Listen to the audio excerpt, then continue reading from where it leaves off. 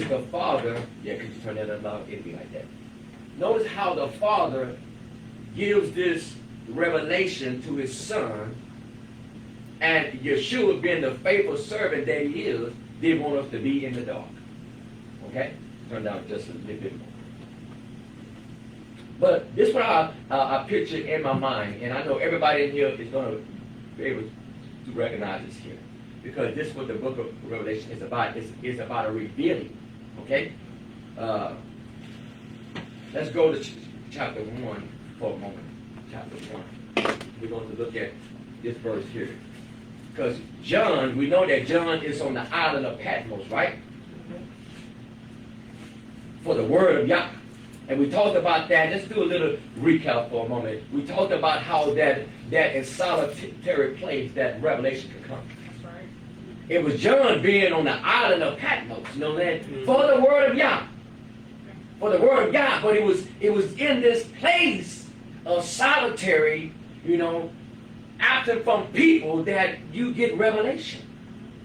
You see, we live in a technology society, man. I mean, just family reunions, everybody got a cell phone. People ain't even communicating no more. People on their cell phone and wonder why there's no revelation. Soon we get into our car, boom, radio. Wake up, checking the emails, all these things, and how in the world can we get revelation out of that? So, solitary. If you look at all the great leaders, they always find themselves in the wilderness. The children of Israel, our forefathers, in the wilderness. Why? So you can get Egypt out of your mind. You see? Moses, 40 years. Yeshua, 40 days fasting. And so I see with John, there is being on this island because of the word of Yah. And as I pondered that, I said, you know what? Many of us can be on an island from our family because of the word of Yah. See, when you was walking into Christianity, it was no problem. But now that you begin to obey the word and keeping his commandments, now it seems like that your family has put you on an island. So I'm here to stop by and say, don't worry about it, because this is where revelation comes. Amen. You see? Because you ought to hear the voice of Yeshua saying, who is my mother? Who is my father? My brothers and sisters say, who do the will of Father? But I want you to see what John says here, and I'm going to use this illustration that all of us can understand here. So John was told in verse 19, chapter 1, verse 19, 3 things I want you to pay attention here. He was told to write these things, right? Write those things which thou see. So the things he see is the revelation of Yeshua. The book of Revelation is one of the easiest books to break down. But to understand the book of Revelation, you have to know 2 other books. And you got to know the Old Testament. Yep. So you definitely got to know Ezekiel and the book of Daniel, or you don't know who these people are. So you just can't be a novice and jump into the book of Revelation and say, I don't know what these people are. Who are these beasts? What all this stuff going on? So that tells me that you're not a student of the Old Testament. But John was told to write what he see. So what he saw was Yeshua in his glory, wrong? He saw him in his manifestation and his glory. Then he said, thou, and then the things which are. What are the things what are? Was the churches. Chapter 2 and chapter 3 is talking about the churches.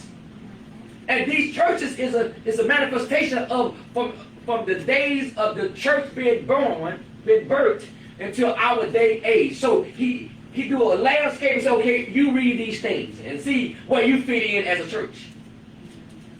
Examine yourself and don't jump over all this here to try to be at the church at Philadelphia when you know ain't no love in the house. What do you hear me? Don't try to be the church and you ain't trying to endure nothing. Because he said for you, the devil going to throw some of you in prison for 10 days. Yep. But be faithful to death. Oh, you want to be that church? You want to be that church? Hard. See, everybody want to be the church of Philadelphia. The brother love. We got brother love. And they killing more brothers in Philadelphia than they kill anybody. Mm-hmm. So even the city don't fit his name. Hmm?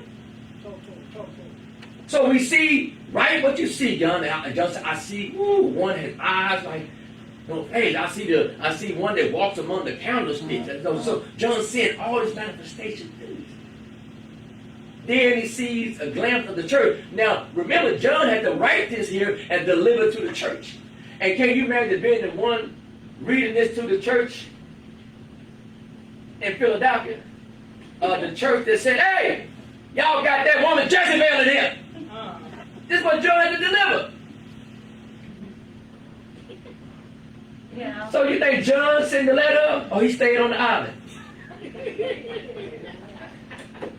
Can you imagine going and tell like this church that you got that woman Jezebel in this church? Wow. So that's what he saw. Now, watch this here. Then he say, and hereafter. So that's picking up from chapter 4 through the end of the book. So write what you see, John. Write what you see. And the things that are. And then now we're going to look at the things that's coming after. Now, this is the picture I want to paint for you dealing with the book of Revelation. It means to reveal, or it can mean naked. So if you stand naked, okay, you can't hide nothing because Adam and Eve tried to hide, couldn't hide. Fig leaves is another word for excuses. That's all it is. So we all are guilty of hiding behind our excuses. Yes, sir. Am I right? That was a good time to say amen. Yeah. Glory. The Spirit is here today. Thank you. Amen. Hallelujah. Hallelujah. Amen. Thank you. Now, picture this here, guys, because I'm trying to paint a broad picture for us to understand. Y'all remember in school, I just feel chocolate. Amen. Praise you. Praise you. Hallelujah. Thank you. Let's take us back to, y'all remember in school they had we always went to the auditorium where they had the singing or the band was going to be there. And we all sitting down and talent show and we all sitting down and we just talking. School classes are coming in. Hey, what's up? We hollering at each other. Then our time. Then after a while, the curtain started pulling back. And everybody get quiet. Y'all remember those days? Yes. Sitting down after a while. And so I thought I said, oh, that's what Revelation is. That the hour was getting ready to pull back the curtain and showing us, listen, no matter what's going on out there in the world, no matter how it looks so panicking, so scary, but y'all say, hold on, let me pull back the curtain and show you that we win. That's all the book of Revelation is about. It's going to show us that we win. That's powerful right there. Now, watch this here. This is the only book, if you look at chapter 1, verse 3. Anybody want to be blessed today? Watch this here. This is the only book that promised that. That's right. This is the only book that promised that. Now, we still get inspiration from other books, but this book here say, verse 3 say, blessed is he that what? Read it. See, the first thing, so you want to be blessed, you got to open it up and start reading it. So just by reading it, you get a blessing. But it don't stop there, wrong. It says, blessed are they that read it and they that hear. Ain't y'all hearing it today? Yeah. Ain't y'all hearing it today? Yes, sir. Hear the word of what? This prophecy. Okay. He said, but we ain't going to stop there and keep it. Come on now. So not only that we are blessed by just opening, you might not have your Bible open right now, but you hear my words, he said you're blessed. Hallelujah. Then if you start obeying, meaning that you see what's going on, it calls you to get lined up with it. Come on now. Hallelujah. It calls your life to shift. Because why? Because y'all say, listen, I'm going to show you a play. I'm going to show you a play that's going on. But I want you to see that though it's a stage, but it's a real event. And don't get it twisted. But y'all say, listen. I'm going to reveal some things to you. This is what you should say. I'm going to reveal some things to you. So that you won't be alarmed like the world. Ain't the world alarmed right now? So the book of Revelation fits good for us. So he said, blessed are they that read it and those that hear the words of this prophecy and keep those things which are. Why? For therein, for the time is at hand. You got you know what I'm saying? So this book applies even more than when John first wrote it. Yes, sir. This book applies more. So if the Spirit of Yah, let's say they say, I don't know about the book of Revelation. Well, if you got the Ruach and you willing to put yourself in the work and the study, the Ruach will teach you. Did not the Mushak say, I'm going to send the Ruach and he shall do what? He shall teach you. That's right. Come on. So all you got to do is get in the class and the textbook right here. Come on now. Are y'all hearing me? The textbook right here. Help us. Come on, Pastor. Watch this here. Now, as we go through we went through chapter 2 and 3 and talked about the churches. But I want to show you something here in chapter 4. Chapter 4, okay? Now, watch this here in chapter 4. Now, after he had dealt with the churches, I'm going to read this verse for you. Mike, turn to, before we touch on chapter 4, let's read one verse first in 1 Peter. 1 Peter chapter 4, I'm sorry. 1 Peter chapter 4, verse 17. Now, remember what he's doing here. He has brought rebuke to his church, right? It's his church, right? Yes. It's his body because he purchased by his own blood, right? Yep. So when you're the man of the house, you can call the shots. Mm-hmm. So he paid for it. Oh, let me say this again. That's beautiful right there. Mm-hmm. It's hard for a man to call shots at the house when he ain't providing for the house. That's right. Are you hearing me? Yeah. But when you know as men, when we handle our business, our word is like ear of hood. Everybody better listen. Am I right? Yes, sir. So since Yeshua purchased us, that is his church, his body, then we ought to give him our ear. Yes, sir. So when he say it's like ear of hood, everybody better be listening. That's an old commercial. Yes, back didn't I? So I know 1 Peter chapter 4, verse 17. Listen to the verse here. For the time is come that judgment must begin at the house of Elohim. No. In America. At the house of Elohim. In UN. Notice what he said, what Peter's saying. Judgment. So we see the book of Revelation. Where did judgment begin first? In the house. In the house. These churches right here. So here is Yeshua bringing rebuke. Why? Because he said, listen, once this plague starts, it get anybody that's out of line. So I got to get my house in order. So if we know that judgment is really coming, why we ain't getting our house in order? Think about that. We start moving some things.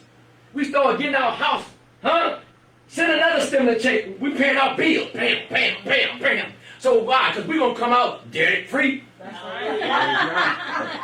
ain't lying. I want to give me another shirt. Did you come out debt free? People buying TV. I'm like, y'all losing y'all mind. That's right. Thank you. Wisdom came upon my wife. Said, put your hand down. We paying our this. We paying our this. I said, all right. I called her and said, baby, you did your thing. Hallelujah. I did get $20 for gas, though. No. So I can make it back for the work. And I let her do a thing. You hear me? Wisdom kicked in. Thank you, y'all. Oh, my goodness. Yeah. We better have wisdom. I'm saying, people like, why y'all buying this stuff? If you think a famine about to see Israel not to do that, we say, oh, no, there's a famine coming. So we learn from Joseph. You better straight. Thank you. Yes, sir. Because you could be locked down in your house. That's right. For 6 months. This ain't nothing but stage 1, buddy. Oh, they coming back again. Yes, they are. They coming back again. Yes, sir. Why? Because the things that are written, he had declared the end from the beginning. What happened in Genesis? That was a worldwide famine. Where did everybody have to go? Down to Mizraim. See, he has revealed to us. This book is telling us there's another famine coming. And the only people should be caught off guard is the people that has not read the book. That's why leaders need to sit down if they're not going to teach the whole counsel of the word of Yah. Prepare the people. Yes. The Most High always prepare his people. He sent Joseph before. Put his man in position. That was powerful right there. Then 17 years later, what about 17 years later? They came down, preparation. God always sent his people. I guarantee you, he got his man or woman right now in the place right now. So he can tell the devil, checkmate. All right. Come on now. Yeah. Talk to him. We got to have eyes to see. We don't have to make them nothing. Why? Because we've been told another famine is coming. Yes, sir. Right. Another famine. But this time is of the word of Yah. So if there's a famine coming and people that don't know about the word of Yah, guess what they're going to be eating? Islam. Buddhism. That's what they're talking about. You hear me? Yes. They going to eat anything. It said a famine for the word of Yah. So they're going to be eating anything just to stay alive. Wow. Well, you got to bow to Buddha if you want this bread. That's real. People are going to start joining all kind of religions that they wouldn't even do just to eat. I thought you didn't eat rats. Man, I'm hungry. But Yah always preserve his people. Thank you. But his people have to be wise. Yes, sir. His people have to be wise. Oh, I'm going to wait on the Lord. You better prepare. Yes, sir. Why are you waiting? We work as everything depends on us, but then we trust as everything by Yah. Yes, We do sir. our part. Yes, sir. We see that. Joseph just didn't say, nah. What's the purpose of revelation if you ain't going to prepare? So if we know that hard time is coming, at least get your spiritual mind together so you can do some things. Come on now. Now, I don't know how women, I don't know if y'all had to psych y'all self up when this baby about to come out of y'all. I don't know what kind of mindset y'all set up, but I'm sure that y'all don't go in there lightly. Huh? Like, it's some kind of game face, huh? Oh, yeah. It's over with. Yeah. Yeah. But who want to go through pain of a pregnancy, but you're not really pregnant? For what? I just want to see what it feel like. Oh, no. I don't know what nobody. Wow. No. No.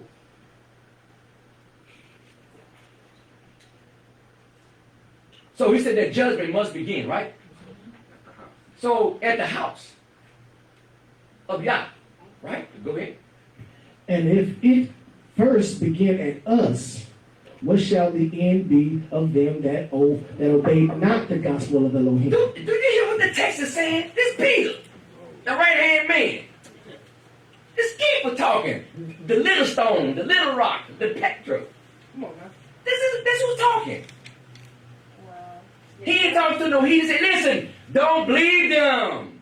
Judgment, you'll know. Like, who? What pastor so died? Man, he was just preaching and just dropped it. Yeah. So when we talk about judgment, the judge trying to get things right by his minister and doing his house, but if we ain't gonna do it right, we'll just start just dropping. So a judge, what a judge do, like the Most High said, hey, this Abraham, I ain't gonna hide from you what I'm about to do. I'm about to come down here and deal with Sodom. So notice how the judge come and check the things out. So we have to understand in the book of Revelation, Yeshua said, I am he who walks among the candlesticks. And he told us who the candlesticks are. The seven churches. So he's walking. You think there was an usher waking you up. That's Yeshua tapping you on the shoulder. Hey, pay attention. Can you imagine that?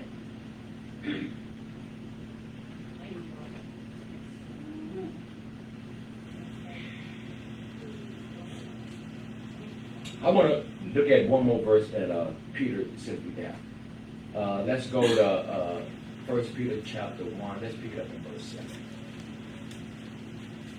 Let's look at what Peter said, the most precious thing that we got. Amen. I told the Most High, I said, I want to stimulate. See, the purpose of these checks, they call them the stimulus checks, right? But these people ain't crazy. The moment that they got the checks, they open up the business. Why? Because they want you to stimulate the business. You see what I'm talking about? So I say I want to do the same thing with the word. I want to open it up and, oh, you hear me? That's what I want to do. Now watch what Peter said in verse 7 right here. Oh, We got a lot. We got a lot. That the trial of your faith, being much more precious than of gold Hey, go back that to verse 6 perisheth, for me then. yes, sir, wherein ye greatly rejoice through, though now for a season, if need be, ye are in heaviness through manifold temptations. Now, he say for a year. No, sir.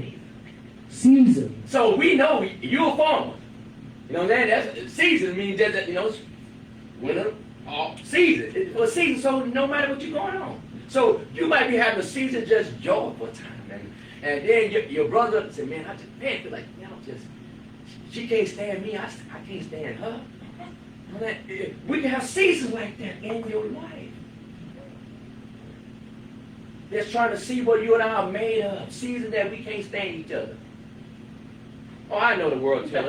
I know church. Man, you Christians, y'all supposed to like each other, love each other. Man, that day that we can't be around each other. See, if a congregation is real, Come on. you know what I'm saying, stop faking it Come on. and just be real. Yes, sir. Brother love don't mean that we never get mad at each other. Come on. That's right. Brother love don't mean that we don't rebuke each other, That's right. challenge each other. Yes, sir. Right, and brother love. Because the word for brother means a strong protector, strong fence. Right. So though we're in for a season, right? This all in for a season. What else Peter going to say to us? Encourage us this morning by the word. That the trial of your faith, being much more precious than of gold that perisheth, though it be tried with fire, might be found unto praise and honor and glory at the appearing of Yeshua HaMashiach. Now, watch it. Let me break down a few words here for a moment. When we look at the word trial, it means put to the proof.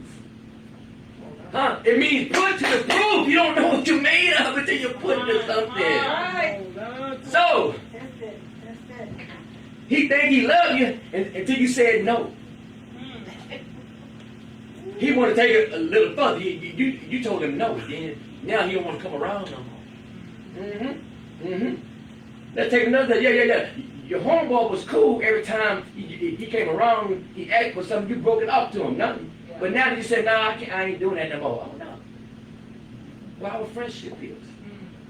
See, everything must be put to the proof, even in ministry.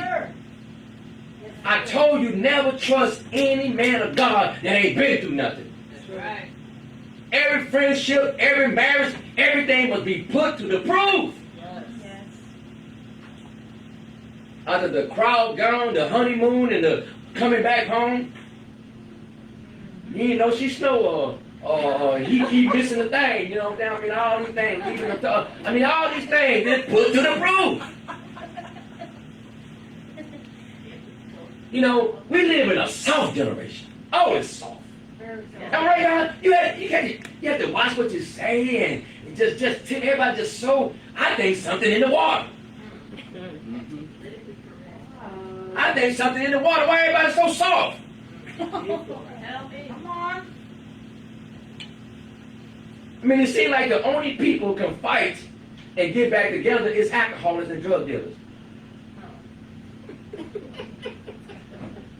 I know. Why?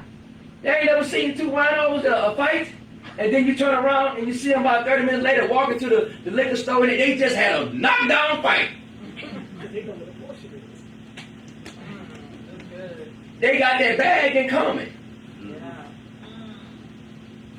They love each other so much they drink out the same bottle.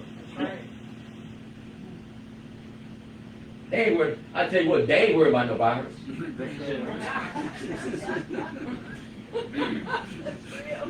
That the proof, meaning the proof of your faith. Oh, we're going to get to the book of Revelation. Come on now. That the trial of your faith, meaning put to the proof. Proof that you say, I love God. I'll do anything for you. Yeah, okay. Y'all remember we talked about that? I heard that. He said that the proof of your faith. Now, the word should be translated, is the proper translation should be faithfulness. I don't like the word faith. It's faithfulness. Yes. Come on now. Yes. He said that Moses, the writer of Hebrews chapter 3, said Moses was faithful in all of my house as a witness. Yes. So the word is Yes, faithful. come on. Ask the person, are you faithful believer? Yes. Huh? Are you faithful? Yes. That's the proper word. I got faith. I ain't asked you got faith. Are you faithful? Yes. That's it. And if I was married, I'd be faithful. Yeah, but look what you're doing now. Come on. That's good. If I had a good job, I give to the. No. What you giving now? See, people fooling themselves. It's the situation that proves that you're faithful. Yes. That's right. That's good. That's good. Help us. Think about that. So Peter saying, listen. Though your trials, your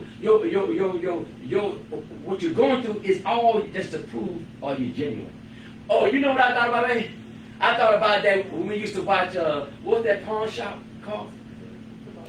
Pawn Star? Yeah. And I know that was a crazy name.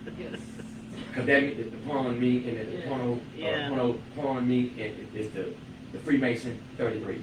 And you tell me that. Sex mean add up to 33. See, they plan this. Wow, that's the verse. It's so perverted.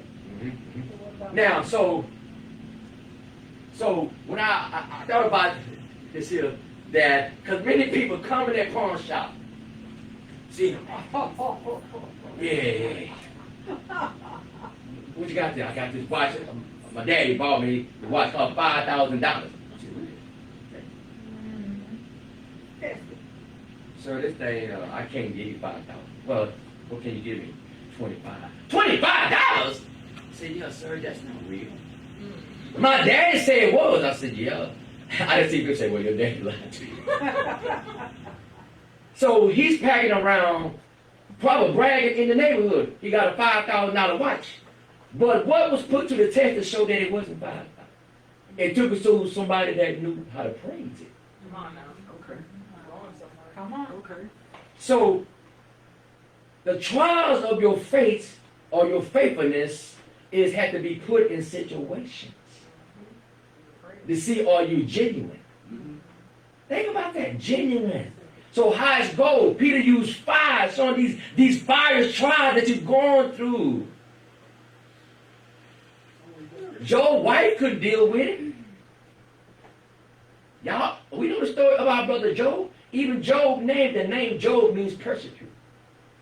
That's what it means. So it's showing you that all the days of man is meant to persecute, to try him, to purify him. So Peter used that same thing, that the trials or the proofing of yourself to be put in situation. God's not going to put you in a situation to steal because he know that you don't steal. He put you in a situation, you know what I'm saying? Like one of the characters of Abraham is chesed, means kindness. So his kindness got him in trouble because he should have left Lot, but where he was. Now that he brought Lot with him, and then guess what? He had to fight for Lot. So I'm like, y'all better let the Lot go because you bring Lot with you, you got to fight for Lot. And always have to get him out of trouble. Wow. Don't bring lots with you because you bring people take on responsibility that's not theirs. Yeah, come on now. That's right. Tell it. Wow. I'm talking about, I just feel the devil trying to kill me. Then you want to bring it on the devil. No, you tuck that on. Lot was holding back Abraham's true blessing, wasn't he? When Lot left, Lot name mean dim eyes. Dim eyes. All Lot saw was that Sodom and Gomorrah, he saw past all the sin. Because why? He wanted to prosper. Yeah. He was an earthly man. Pay attention to the scripture, how the scripture always deals with the spiritual man and the natural man. Abraham was the spiritual man. Lot was the earthly man. Cain was the earthly man. Abel was the spiritual man. That's how life lives. If you live for the flesh, then you're an earthly person. Very important. So the trials of our faith been put to the proof, guys. Even right now, what we're dealing with, if we're acting and behaving like the world, and when the scripture says that Yah has not given us a spirit of fear. So notice that fear is a spirit. Right. It's a spirit. Come on now. So when they are speaking to us, Yeshua said the words that he speaks, they are life. But the word that they speaking is all things. Do they got a solution or what? Nope. All they doing is regurgitate the same stuff. That the trials of your faith, now watch this, being much more precious than what? Than gold, right? Yes, sir. Go ahead. They perish. Though it be tried with fire, might be found unto praise and honor and glory at the appearing of Yeshua HaMashiach.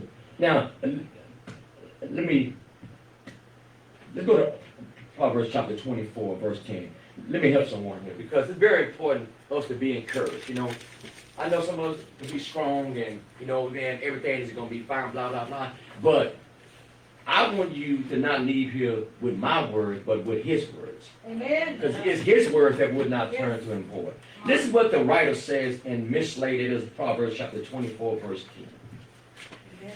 Amen. Everybody there? This is what it says. Verse 10. Okay. If thou faint in the What? day, if thou faint in the day of adversity, thy strength is small. Do you hear what he's saying? In your difficult time, in our hard times, if you faint, if you give up, if you stop doing what you normally used to do, all because of hard time, now you shut your, you know what I'm saying, your devotion, you stop reading, because why? You so focused on what's going on around you. Come on now. You done slacked up in your prayer time. Come on now. It's good that we put storehouse away, but the best storehouse is the seed of Yah inside of us. Amen. You understand what I'm talking about? It's good, you know, to be preparing for the flesh, but I'm saying how much more we should be preparing for the spirit. Yes, sir. Because this is what's going to sustain us. Y'all know the one who made the belly conceives our appetite when you ain't even hungry. Right. Hallelujah. Y'all know what I'm talking about. Yep. As a young folks, we forgot to eat because we've been looking at her eyes all day long. Come on, man. Love make you forget about eating. Y'all know I ain't lying, am I right? You forget about it. My mama used to say all the time, you ain't eating, you must be in love. Yeah. Come on now. So I'm looking at the Most High who made us. He made the stomach.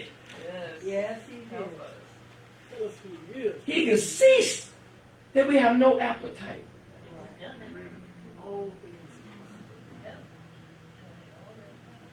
So what we're going through is the same thing. We are all seeing the same thing that the corner man, the natural man see, and you and I see. But we are not corner. Our hope comes from not CBN, NBN, but the word of Yah. So as we begin to travel through this book, watch. Oh, it's going to be a part 2, probably part 3. That's all right. Praise Yah. We ain't going nowhere. Amen. Now, about the trials of our faith, verse 8. Okay, let's go back. Let's go back to First year? Yeah. Now, this picking in just right what Monique just said. Yeah, 1 Peter chapter 1, verse 8. In whom you have not seen. Ye love in whom, though now ye see him not, yet believing, ye rejoice with joy unspeakable and full of glory. Now, so that proved to me that you can love somebody that you ain't never seen. Huh? Amen. Think about that. I know it seems crazy. People say, girl, I love him. You know that? I ain't never met her. I just on the phone. How can you say, she ain't never seen him, or vice versa, but she said, I love him. Well, when you look at it, we in the same boat. Come on. Oh, man. Huh? So his ruach made it known to us. What you say wrong? I never thought about it like that, Pastor. Yeah. And we used to say all that crazy. Believe it and see it that.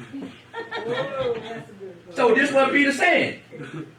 Whom you have not seen, yeah, you love it. Whom you have not. This is powerful right here. Go ahead, verse 9. Receiving the end of your faith, even the salvation of your souls.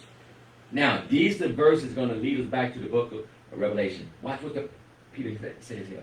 Of which salvation the prophets have inquired and searched diligently, who prophesied of the grace that should come unto you, searching what manner of time the spirit of the Mashiach which was in them did signify, when it testified beforehand the sufferings of the Mashiach and the glory that should follow. Watch this verse here.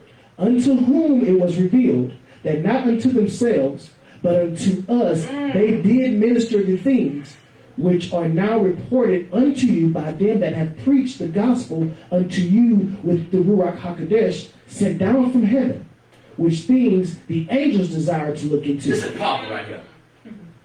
This is powerful. Peter is saying, listen, there was time that they was writing, the prophet was writing, but he had no idea what he was talking about. That's right.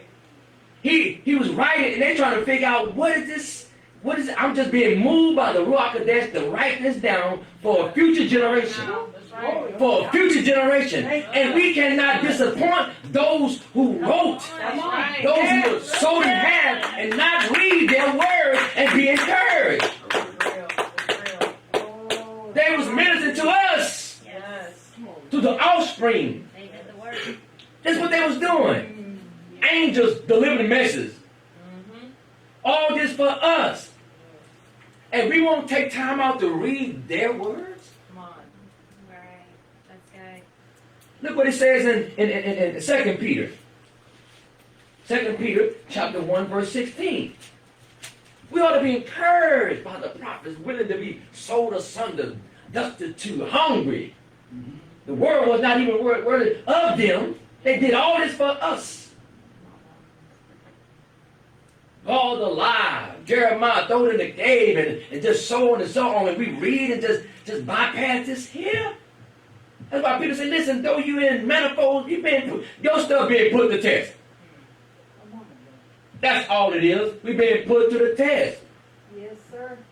And we ain't seen nothing yet. That's why we about to pull back the curtain and he gonna let us in about what's going on. When we look at the book of Revelation, what we ought to see is the victorious king.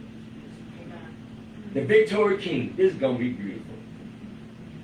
So now, let's let the world know this here, Peter. Peter say, let me let the world know this here in verse 16. Chapter 1, verse 16. For we have not followed cunningly devised fables. Hold up. What he says, Zoe, he's saying we ain't finding stuff that we made up. Fables or stories. That's right. They do.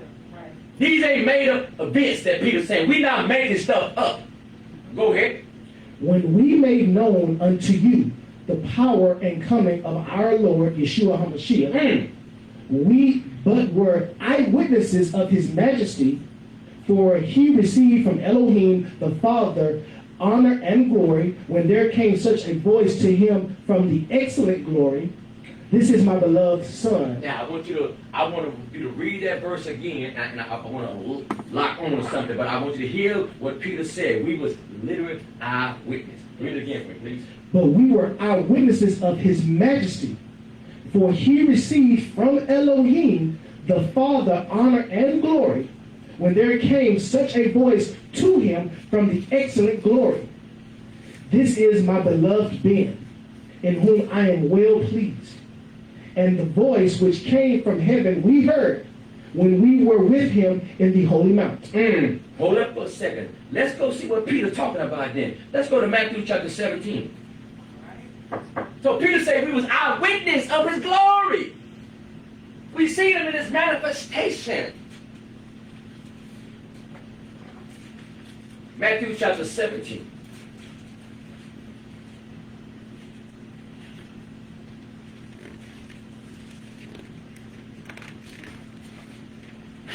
We'll pick it up in verse 1.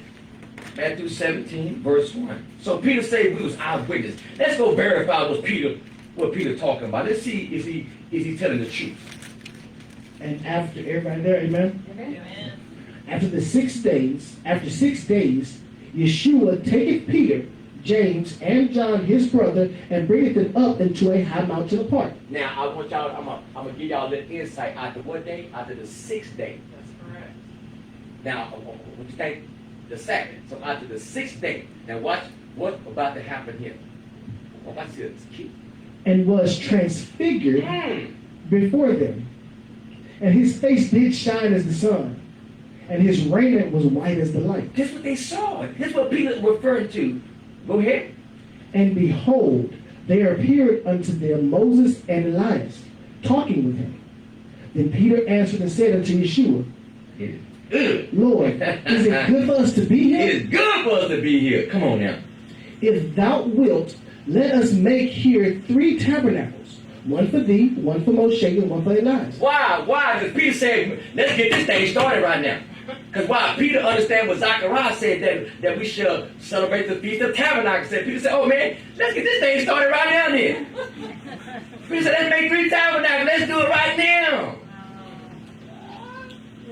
Why wait? Peter, you better wait on us. Go ahead. While he yet spake, behold, a bright cloud overshadowed them. And behold, a voice came out of the cloud, which said, This is my beloved Ben, in whom I am well pleased. Hear ye him. And when the disciples heard it, they fell on their face and were sore afraid. And Yeshua came and touched them and said, Arise and be not afraid. And when they had lifted up their eyes, they saw no man save only Yeshua. Only. That's a powerful. And so now let's go back to Peter. That experience never left Peter. Those are the kind of revelation that we need. Huh? That God allow us to see certain things that transform our life. So when Peter said, listen, we ain't following no fables, no stories. Yeah, come on now. We are living eyewitness. Read verse 16 again. For we have not followed. Cunning, meaning made up stuff. When we made known unto you the power and the coming of our Lord, Yeshua HaMashiach, but were eyewitnesses of his majesty. For he received from Elohim the Father honor and glory, when there came such a voice to him from the excellent glory, This is my beloved Son, in whom I am well pleased. And this voice which came from heaven we heard, when we were with him in the holy mount. We have also a more sure word of prophecy, whereunto ye do well that ye take heed, as unto a light that shineth in a dark place, until the day dawn, and the day star arise in your hearts, knowing this first, that no prophecy of the Scripture is of any private interpretation. For the prophecy came not in old times by the will of man, but holy men of Elohim spake as they were moved by the Ruach. Do you hear what Peter said? Yeah. Peter is letting his audience know why. Why do Peter use the word fable? Because stories, ain't nobody got more stories than our Jewish brothers. They got stories about everything. It was nothing new in the days of Peter. Stories, made up stories. But Peter said, no, we're not following stuff like that. The story of Yeshua is not made up, because to many people, they say it's made up. He was just a figure in the mind of people. So Peter said, no, let's reassure this here, that we are not following cunning devices, that people write books. Stuff that we got to deal with coming out of, you know what I'm saying? How you find this much of Enoch, then you got a book this big about Enoch. Come on now. How can you use the book, what name of the book? Asher, you know what I'm saying? Joshua, you know, and you can find it that is made up. Why? If there's no prophet wrote in Israel like Moshe, then how can Joshua know more than Moses? It's like he was an eyewitness of the creation. Eyewitness, he could tell you how Cain died. I mean, you know, what Cain got his wife from. I mean, the guy filling all the spaces, all the gaps that curious minds want to know. It's foolishness. It's foolishness. And I keep telling people that's not a name, that's a title. The book of the upright. When the sun stops and say, is it not written in the book of the upright? Well, is it written in the book of Joshua? See, foolishness, but when people want to follow fables, then they'll take it. They'll take it with these kind of things. There are other books out there, but they ain't one of them. So, let's go to 1 Thessalonians chapter 5. It's trying to lay the foundation. Now, notice that Peter said, we have a sure word. And these are prophecies, okay? Prophecy is Nabi, or the first was called, before he was called a Nabi, a prophet, he was called a seer. He see things. So as we pull back the curtain of the revelation, Yah allowed us to see things. So my prayer this week been, Yah, when I open up the word, open up my mind. Come on now. Open up my mind. You know, don't let me think I'm so smart. I need this wisdom. This is the wisdom. The wisdom of the world is foolishness. Amen. Sometimes we can educate ourselves out of common sense. 1 Thessalonians chapter 5, verse 20 says what? This is what we have to fight against. Verse 20. Despise not prophesying. Mm-hmm. Prove all things. Hold fast that which is good. That's what we're doing. So here's Paul saying, don't despise prophecy. Don't call the book of Revelation just a made up stories and it just don't make sense. Flying insects and all that kind of thing, because people don't understand this here. You have to understand John trying to explain things that in the future. It's about the future. So how would John explain one of those planes or a helicopter that have wings speeding like this here? How would he explain it? He wouldn't. He's trying to, that's what I'm saying, it's future. So if we try to understand it from John's perspective, say, no, this is revelation. It's in your time. And then out of his mouth came fire. They got machines that fire cut them off, don't they? That's what John, they try to describe things. And they sting people. What sting people? Bullets. You know what I'm saying? Come on now. So when you start thinking like that, he's like, man, what John? He's trying to explain things that he could not. Try to take a person like Stevie Wonder or someone who's been blind all their life and try to describe a color to him. You can't do it. So when you see the book of Revelation, you got to understand that. So now let's go to chapter 4 of the book of Revelation. Well, the first thing that after he dealt with his ecclesia, and I'm glad that he dealt with them, and I pray that he continue to deal with us the same way, because whom thou love it. Don't let us be the act of fool. Spank my butt, daddy. Amen. Yes.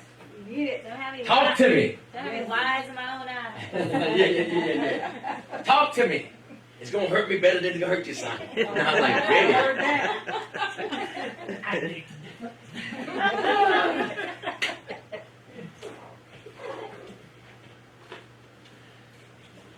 Whom I love it, I rebuke. Now, watch this scene. Now, let's pull back the curtain in the school. Now we're going to pull back the curtain. Now, I don't know where they got this from. I just don't see it. Yeah. This chapter here is the chapter on the rapture that the church got. I just don't see it. So I ain't going to even deal with it. I just don't see it. And after my scholars, I'm like, because he said, John, come up here? All because of that? Well, that's the mindset of most Christians, and we was in that mindset too, because in reality, we don't want to suffer none of this stuff. We don't have to deal with none of that. So y'all don't receive that rapture stuff.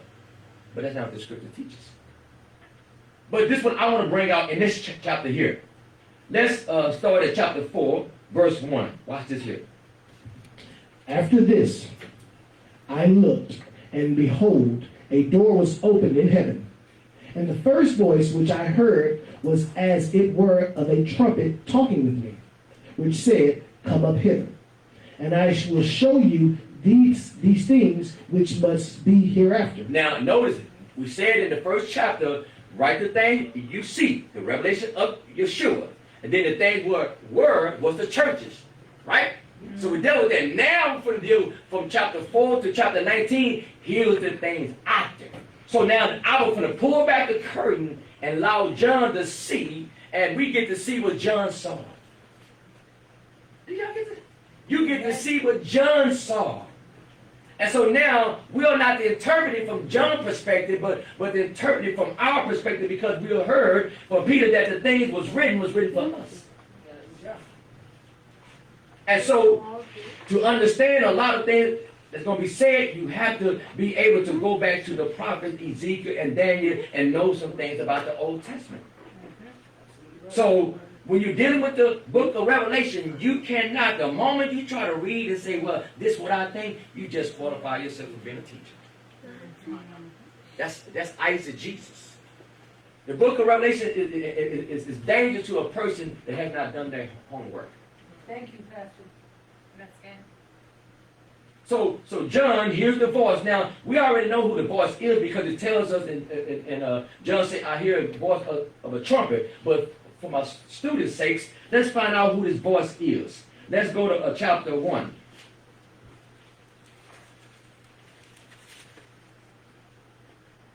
Verse 10. I was in the Spirit on Jehovah's Day, and heard behind me a great voice as of a trumpet. Okay, let's find out who this voice is. Saying, I am Alpha and Omega, the first and the last. And what thou seest, write in a book, and send it unto the 7 churches which are in Asia. So we just found out who the voice is. Why? Because they put it in red for us. So it's Yeshua, which we would say in Hebrew, I am the Aleph and the Tav. And we can work on that, but that'll take us another hour. Come on now. So let's go back. Let's go back. Now I'm going to stay. Let's go back to chapter 4. That's the fellowship. Verse 2, Craig. So the trumpet voice that we heard, now I'm sure it was beautiful. And immediately I was in the Spirit. Come on now. And behold, a throne was set in heaven, and one sat on the throne. And he that sat was to look upon like a jasper and a sardine stone. And there was a rainbow round about the throne, in the sight like unto an emerald. Round about the throne were 24 seats. And upon the seats I saw 24 elders sitting clothed in white raiment. Okay, let's hold for a moment. John is pointing a scene. Now, what I want to focus on right now, that the scene is so spectacular, but I want to focus on verse 4 when it says, and around about the throne was 24 seats. And upon the seats was 24 elders. They're sitting. So who are these people? What are we seeing now in chapter 4, that what you're going to see in the book of Revelation is just praise, praise, and praise, and praise, and praise. That's why I say, if a person has a problem with praise on the earth, well, they're in trouble once the praise renewed. Because that's all we do. Yep. We praise his name. It's a song that said it, right? That's right. So now let's discover who these 24 elders are. You don't have to guess this stuff. Let's go to 1 Chronicle. So he said there was 24 elders. Let me tell you who they not. They not the 12 tribes mixed up with the 12 apostles that added the 24. It's not them. It's not them. They have their part at the end, but this ain't them. So if somebody say, well, it's the 12 tribes and the 12 apostles, no, that's not them. So, 1 Chronicle, I said, right? Chapter 24, start at verse 1. I think it's 1 through 4.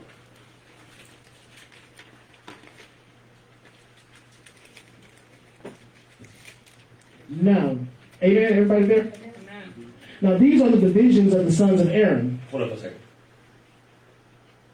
She's getting out. It's a random say. I don't mind the pages. I like the other pages. Yeah. Go ahead. It says it right here in verse 5.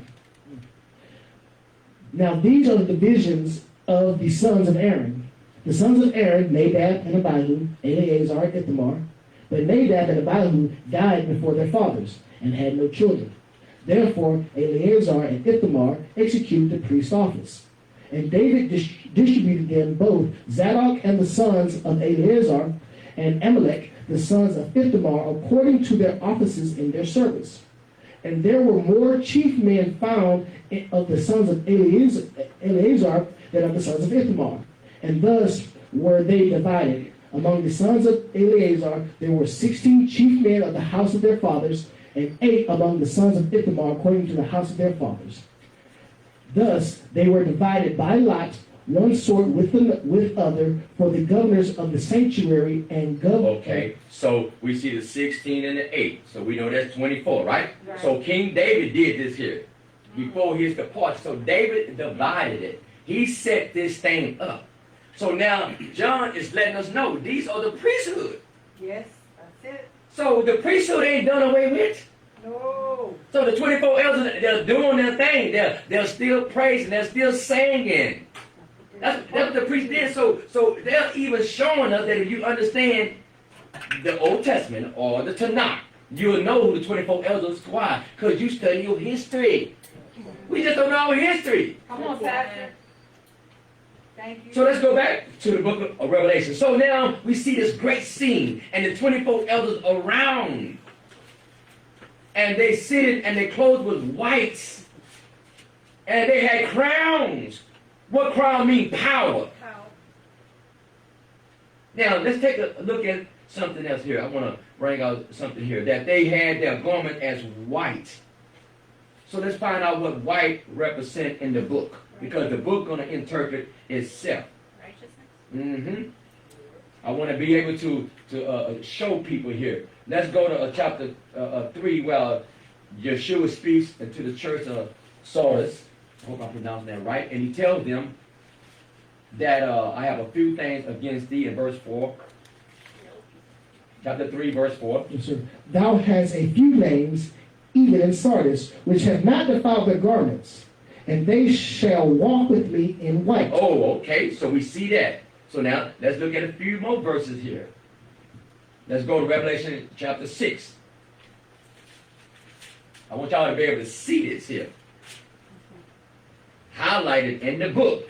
Let's go to Revelation chapter 6, verse 9. Start at verse 9. And when he had opened the 5th seal, I saw under the altar the souls of them that were slain for the word of Elohim. You say, what?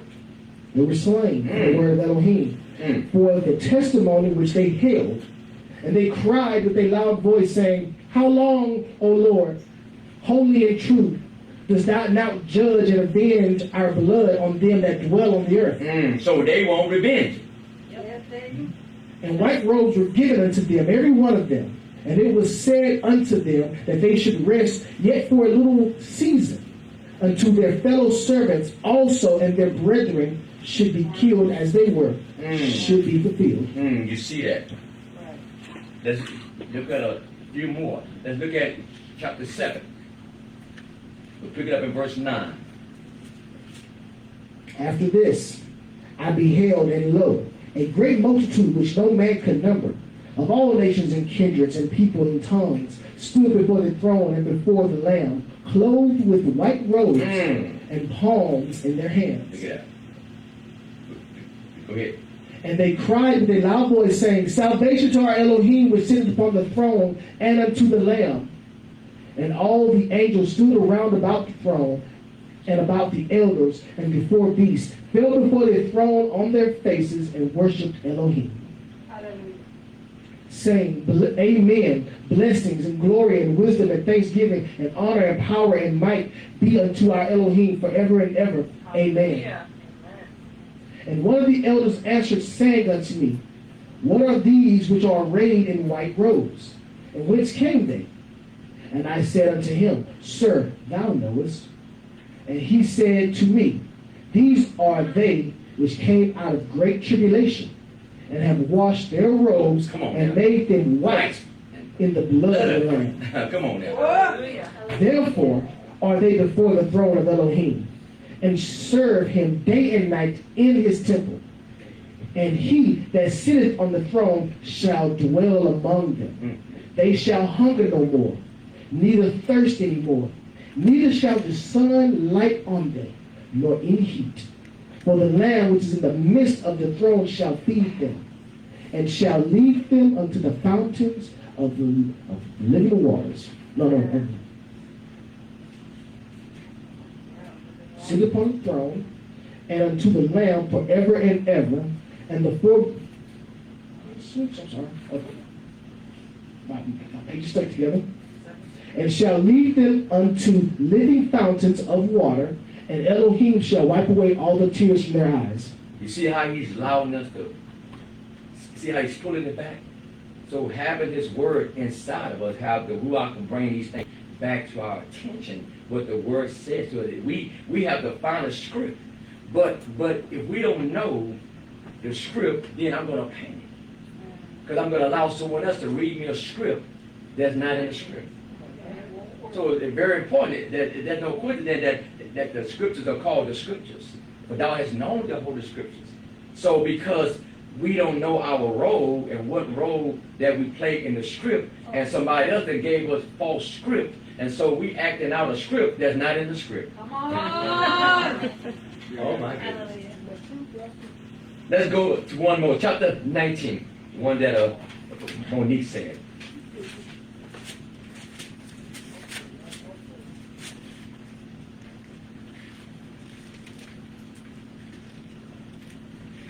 Let's pick it up in verse 6. Chapter 19, verse 6.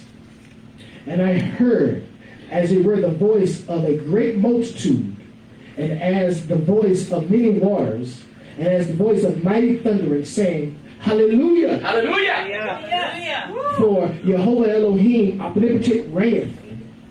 Let us be glad and rejoice and give honor to him. For the marriage of the Lamb is come. Come on now. And his wife has made herself ready. He got her ready. No, she made herself ready. And to her was granted that she should be arrayed in fine linen, clean and white. For the fine linen is the righteousness of saints. You see how you ain't got to interpret? Huh? Right. That's what he's doing now. Cleaning us up. Yes, sir. Yes, sir. Get the stains out of our life. Yes, sir. Thank you. The righteousness of the saints. Go ahead.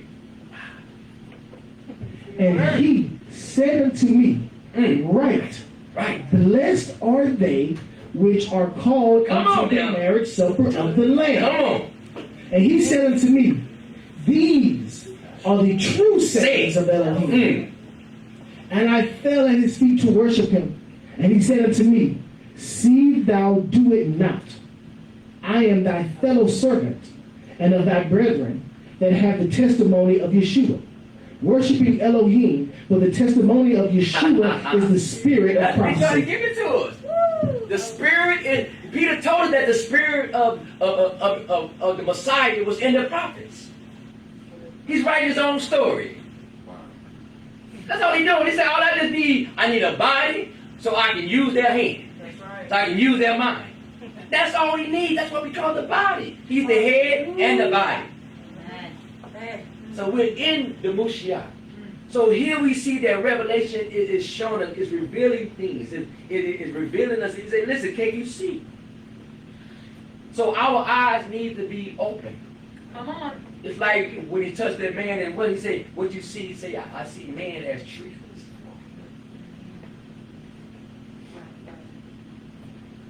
See, y'all trying to open our eyes here. What we're going to continue to see, let's go back to chapter 4. What we're going to continue to see is praise. So when John sees these things and he sees the 24 elders, he knows what time it is. The priesthood is open. And then he say, verse 5, out of the throne proceed what? Lightnings and thunders and voices. And there were 7 lamps of fire burning before the throne, which are the 7 spirits of Elohim. And before the key point here, this is what I would have y'all to do if you have not done it, seen it. So you see, we see 7 lamps. Well, we already been told what the lamps are, right? The lamp is the menorah, right? The lamp is the menorah. Now, what's interesting is the 7. And the 7 spirits of God. So he takes us to the book of Isaiah. That how, listen, this is Paul right here. Did not Yeshua say that I am he is the bread, the avatar, or he is the menorah that walks through the menorah. He is the lamp. Okay? That's why he said, if you don't repent, I'm going to take your lamp. In other words, he's the light. I'm going to remove myself from you. So, when we see here, now John want to take us back to Isaiah. So, if you want us to go there, then let's go there. Okay? So, Joseph, listen, I saw the 7 lamps of fire burning before the throne, which are the 7 spirits. See how we ain't got to guess? So that when we go to Isaiah,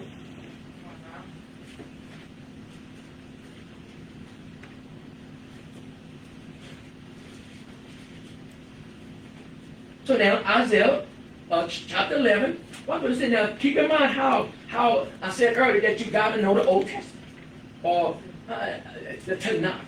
I hate that word, Old Testament. Or the Scriptures, the Tanakh. So this is what he says, verse 1, Isaiah chapter 11, verse 1. And there shall come forth a rod out of the stem of Jesse, and a branch shall grow out of his roots. Mm-hmm. And the spirit of Jehovah shall rest upon him. Notice, that's one. Because if you miss it, you'll say, well, I only count 6. Well, the first one is the spirit of Yeshua, or the spirit of Yah. Did not the day that our elder brother Yeshua stood in the synagogue and when he opened up the scroll of the book of Isaiah, did not he say, and now the spirit of Yahweh is upon me, right? Right. How do you say that? Can you imagine that he's in the synagogue and say, the spirit of Yahweh is upon me and he has anointed me? Yeshua knew he was anointed. See, most people don't know that they're anointed. But Yeshua said, he has anointed me. He has smeared me. The Musha. That's how the word means. Musha. He has smeared me. So when we see here, he said that the spirit of Yahweh rests upon him. I don't want him to leave, Karen. I want him to rest upon me. Come on now. And we have images of the spirit is come down like a dove. So if the spirit is an image of a dove, showing us it's like a dove, well, you should know. You need to do a study on doves. Doves don't land on nothing dirty. So if Yah give an image of the spirit of Yah comes and descend on your shoulder like a dove, he said, go study a dove. If you want to get close to a dove, you have to move real quiet. If you walk toward the dove like this here, he gone. Yep.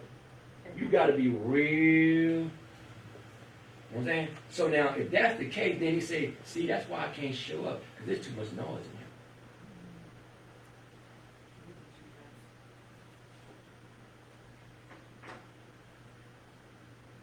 Can you imagine?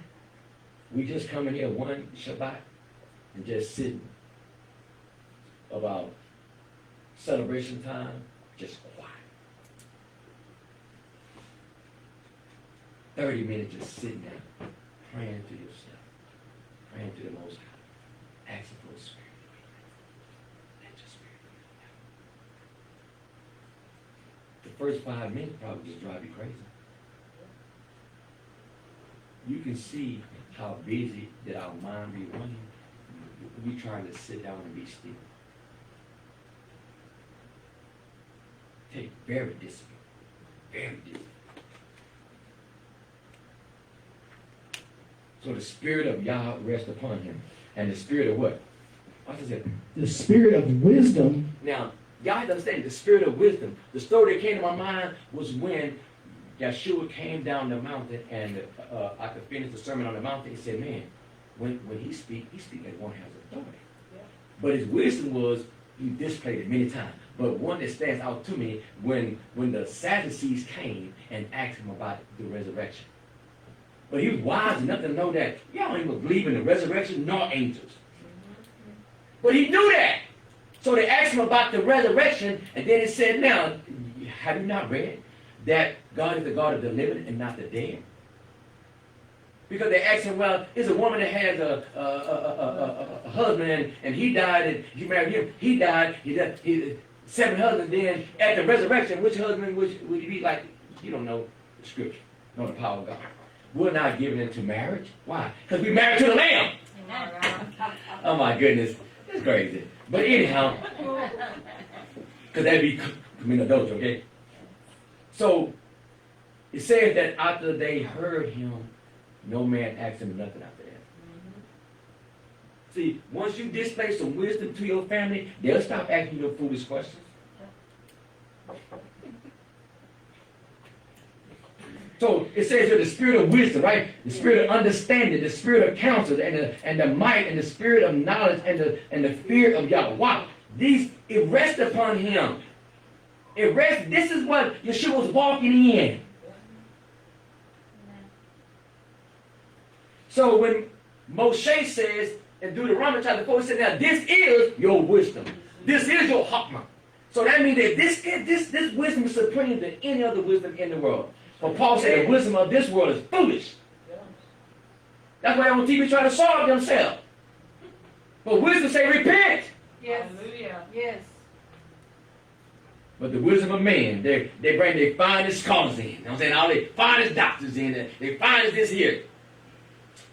Y'all just sit back in heaven and laugh. Why do the nation rage? And the people plot vain things against Yahweh and against his Musha. That's what is coming alive today. Saying, let us break asunder his rod. He's holding us back. So I'm going to say, Yah sits in the heaven and laugh at them. That's right. Hallelujah. He's going to put them in disarray. So back in chapter 4 of Revelation. So the 7 spirits of Yah, the 7 lamps, we saw that. And verse 6 tells us, and before the throne, there was a sea of glass like unto crystal. And in the midst of the throne, and round about the throne, were 4 beasts, full of eyes and behind. And the first beast was like a lion, and the second beast was like a calf. And the third beast had a face of a man, and the fourth beast was like a flying eagle. And the 4 beasts, which each of them had 6 wings about him, and they were full of eyes within, and they rested not day and night, saying, Holy, holy, holy, Jehovah Almighty, which was and is to come. Hallelujah. And when those beasts give glory and honor and thanks to him that sat on the throne, who liveth forever and ever, the 24 elders fell down before him that sat on the throne, and worshipped him that lived forever and ever, and cast their crowns before the throne, saying, Thou art worthy, O Jehovah, to receive glory and honor and power. For thou hast created all things, and for thy pleasure they are and were created. this is powerful. Hallelujah. One thing I want to show this verse, then I want to touch on something. Let's go to Philippians chapter 2. So far in chapter 4, boy, we see the elders, they know what to do. Because why? That's what priests do.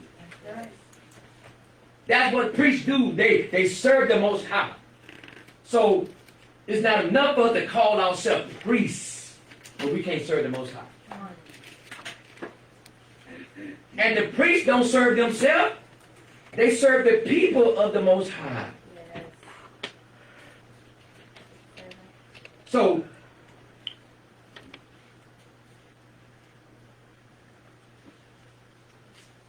are y'all there? Philippians Yes.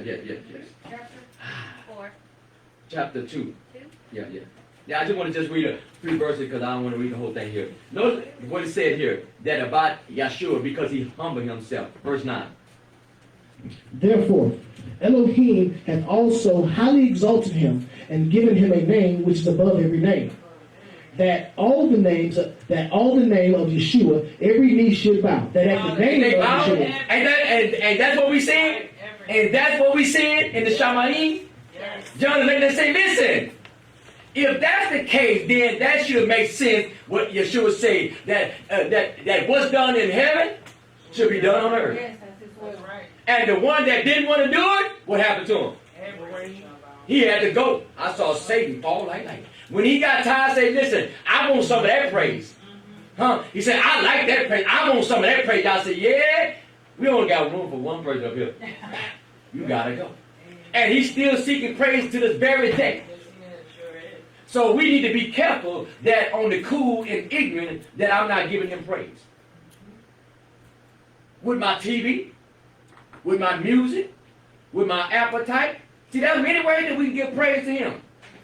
Because any way that disobeying Yah's word and you openly knowing, then you giving praise to the enemy who's the author of rebellion. So every knee shall bow, right? That's in heaven and in the earth and under the earth. Verse 11. And that every tongue should confess that Yeshua HaMashiach is Jehovah, to the glory of the Father. Mm-hmm. That's awesome right there. So I just want you to see that. So now as we go back to chapter 4, that we see now, watch this here. This is going to show you why it's important to do word study right here. I'm going to show you. Because the translator, I'm telling you, don't put faith in the translator. Thank him, I thank you, but you still got to be a student of the word. So notice what the text says. I'm going to show you. What the text says here, that in verse 7, he says, and the first beast was like a lion, right? Right. But the problem that I have with this translation is not good. Right. Okay. So the word beast, it should be translated beast. It's the strong number 2226. It should be translated as living creatures. Why is this important? I'm going to show you in a minute. Okay. It should be translated as living creatures, not beasts. What verse? I'm in chapter 4, verse 7. Revelation chapter 4, verse 7. Strong number 2226. Zoe is your life. Zoe. Zoe ain't no beast. But it should be translated as living creatures. A living being. Watch that. I'm going to show you the difference. So let's go to Revelation chapter 13. Now, why? Why is this here? Because why? You putting, now in this verse here, when it says in chapter 13, verse 1, now this is the word for beast.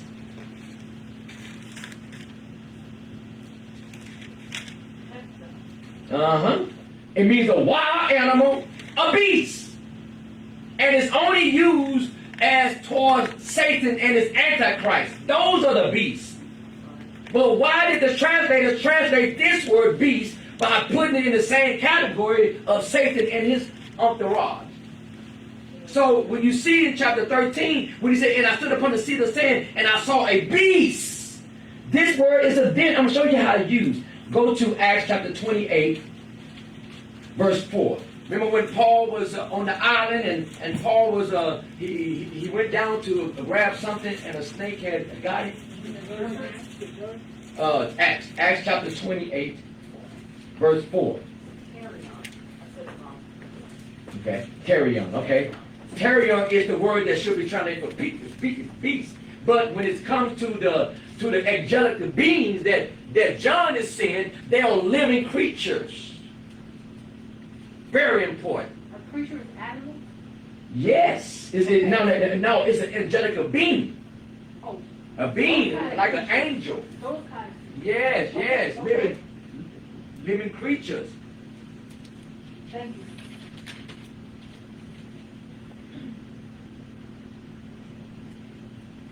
Did you read it? Verse 1. 4.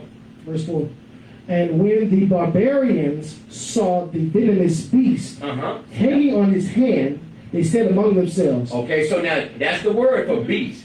But when we see in the book of Revelation, when these is living beings, and it tells us that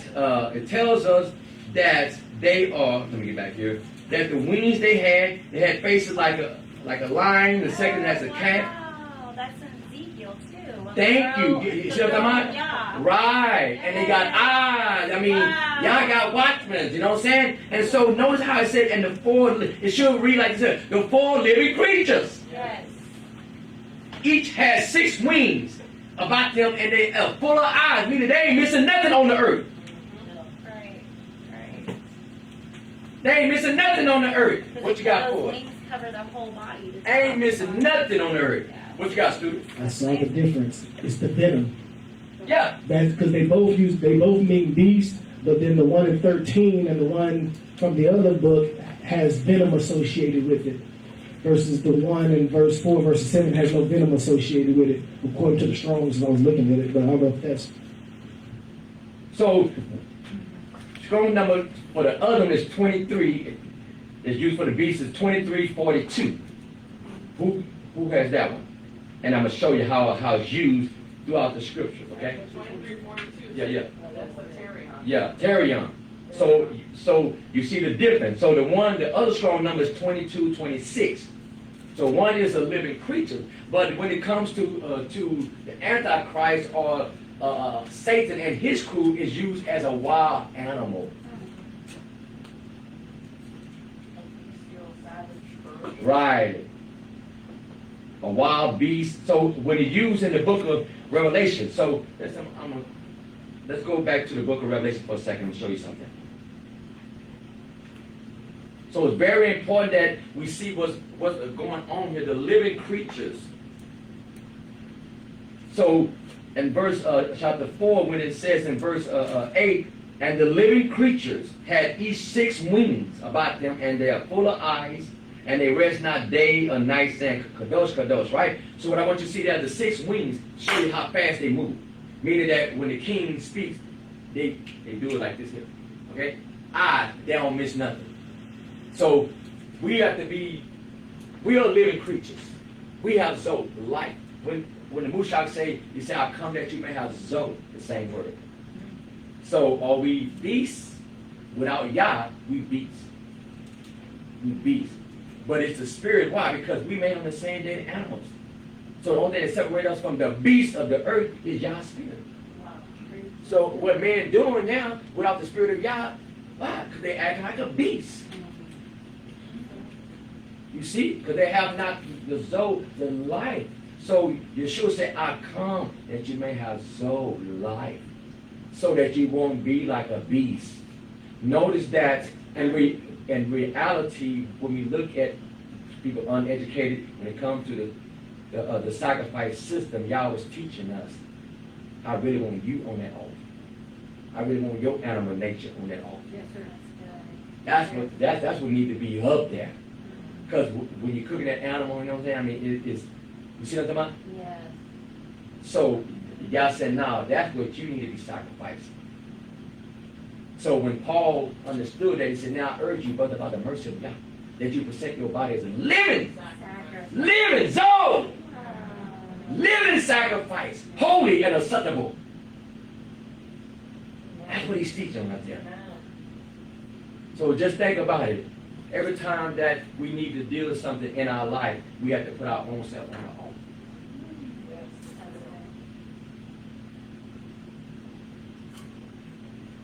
So, but where is the fire?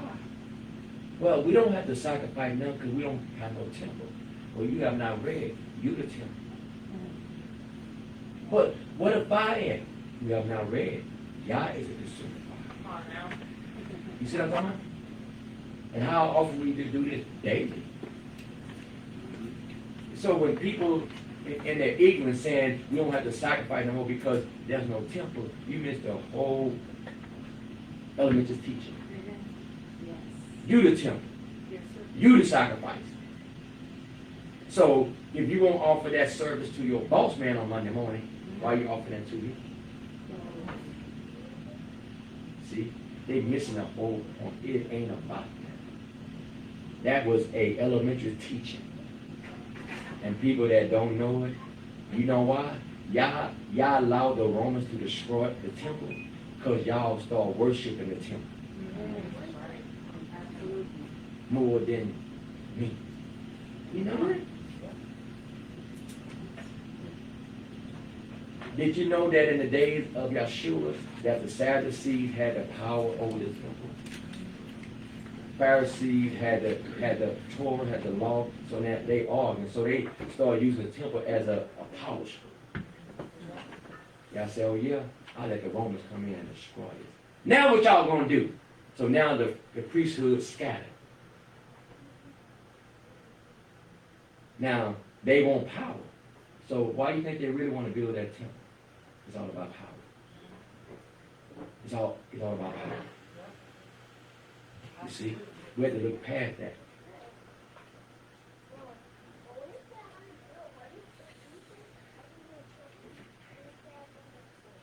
lot. I'm gonna move on from that right there because I can spend another hour on that one. But I want you to go do your own homework.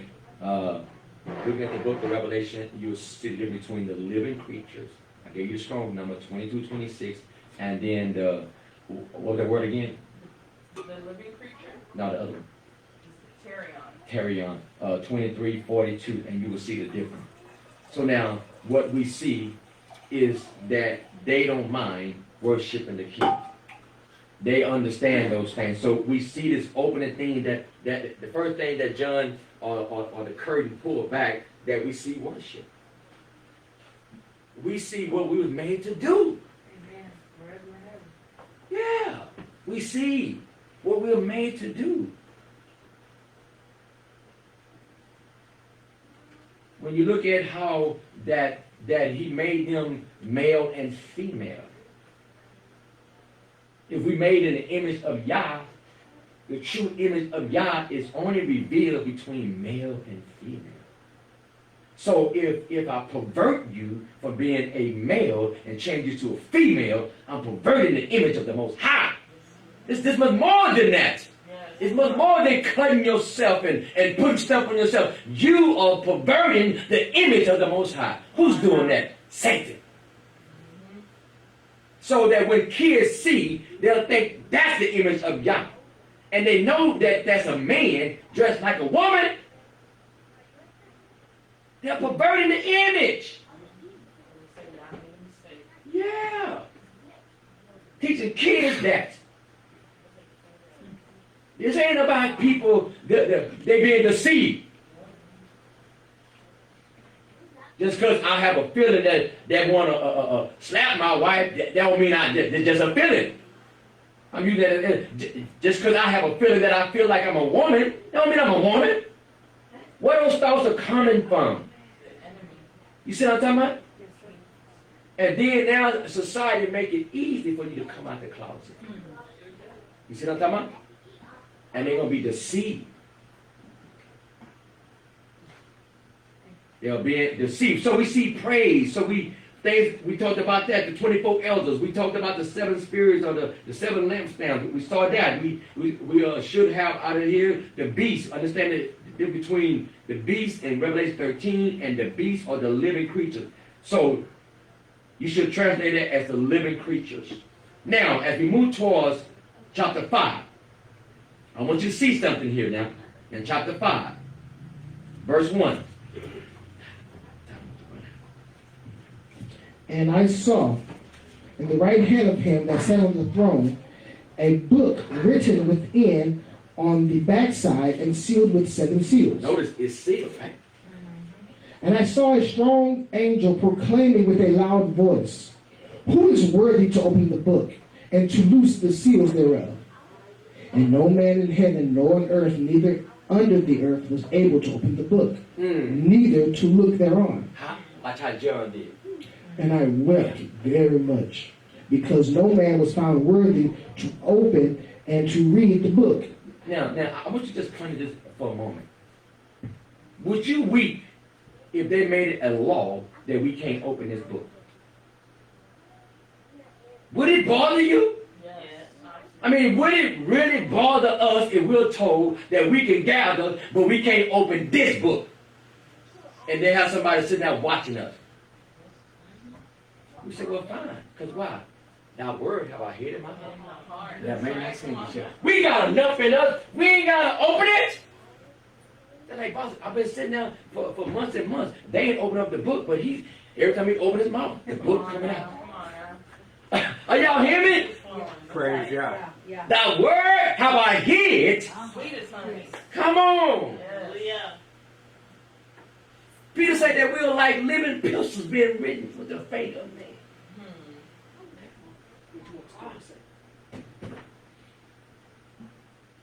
Oh, this is class.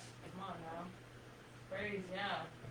Somebody got a comment, somebody got something else, let it flow. Praise yeah. But John said, I will. Notice there was no man.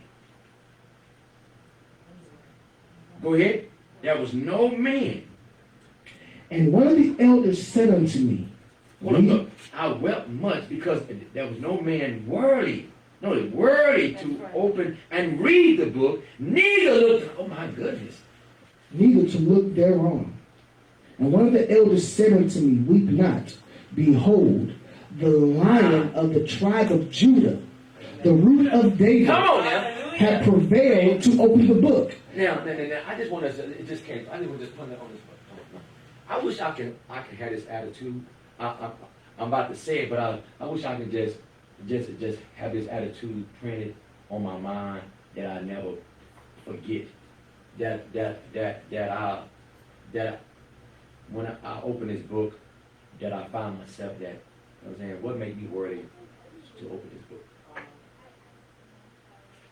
Then what made me worthy to turn these pages? Think about that. Not that because I can memorize stuff, but I'm saying, well, what makes me worthy to open? You know, it's a privilege that we can open the Word and get understanding.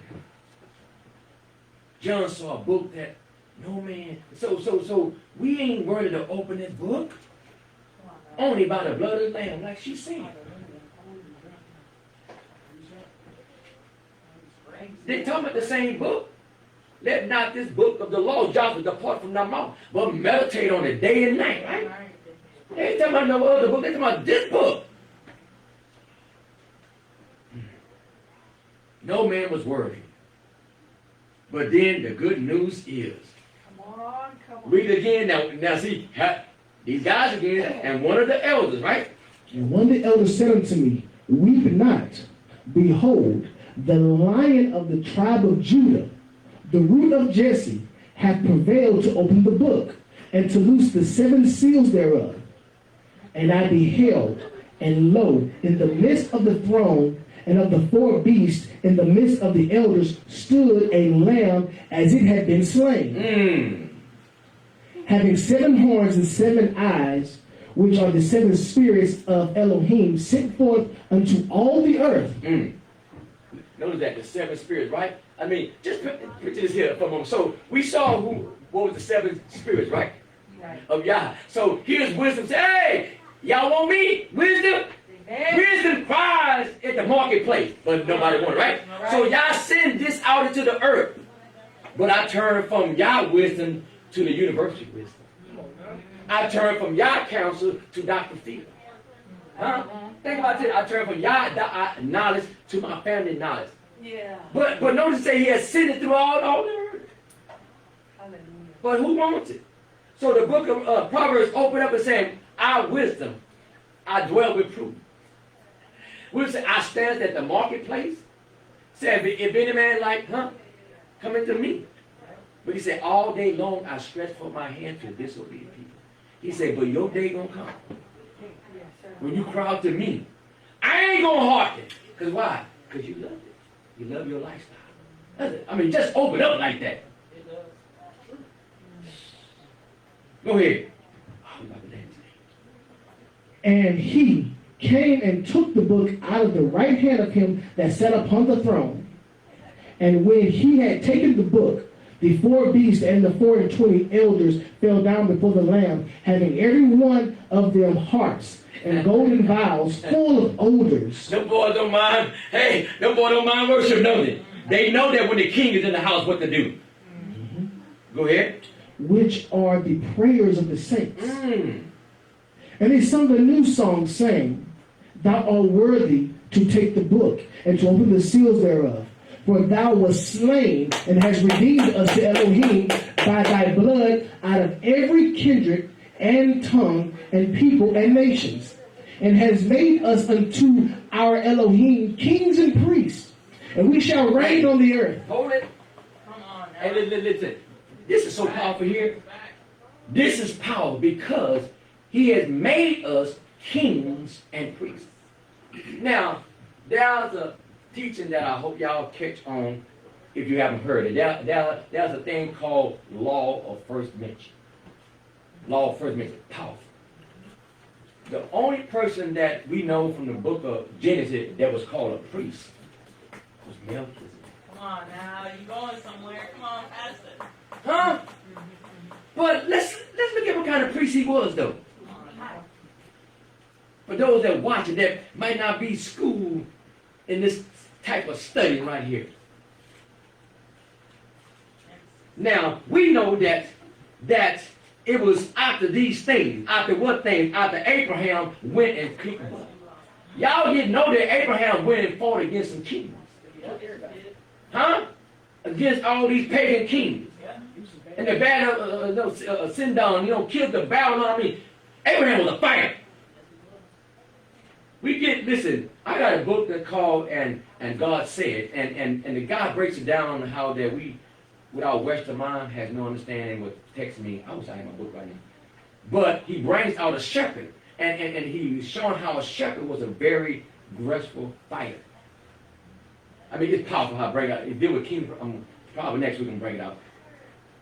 So he says here, now, this is what I want you to see here, that it was after these things, that verse 17, Genesis chapter 14, verse 17, sorry, Genesis chapter 14, verse 17. Okay. And the king of, everybody there, amen? Okay, verse 17. And the king of Sodom went out to meet him after his return from the slaughter of Chedorlaomer and of the kings that were with him at the valley of Shaveh, which is the king's dale. And Melchizedek, king of Salem, brought forth bread and wine, and he was priest of the Most High Elohim, El Elyon. And he blessed him and said, Blessed be Abram of the Most High Elohim, possessor of heaven and earth.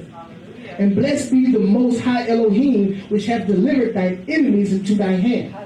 And he gave him tithes of all. And the king of Sodom said unto Abram, Give me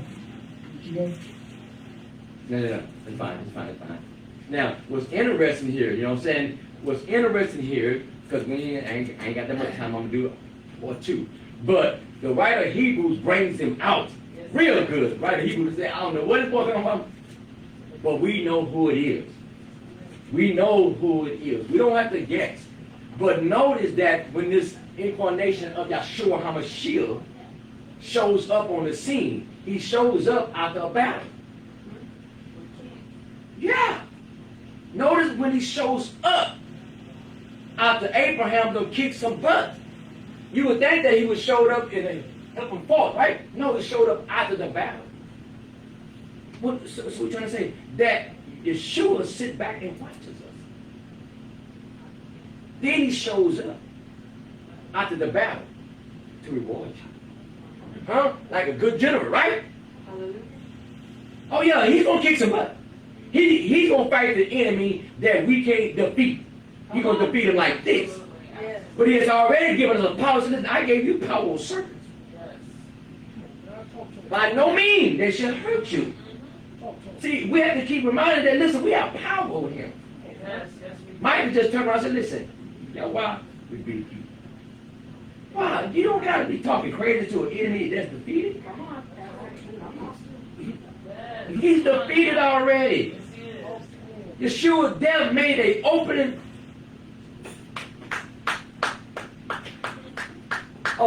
display of kicking his butt. We had that old song that he went into the enemy camp. Huh?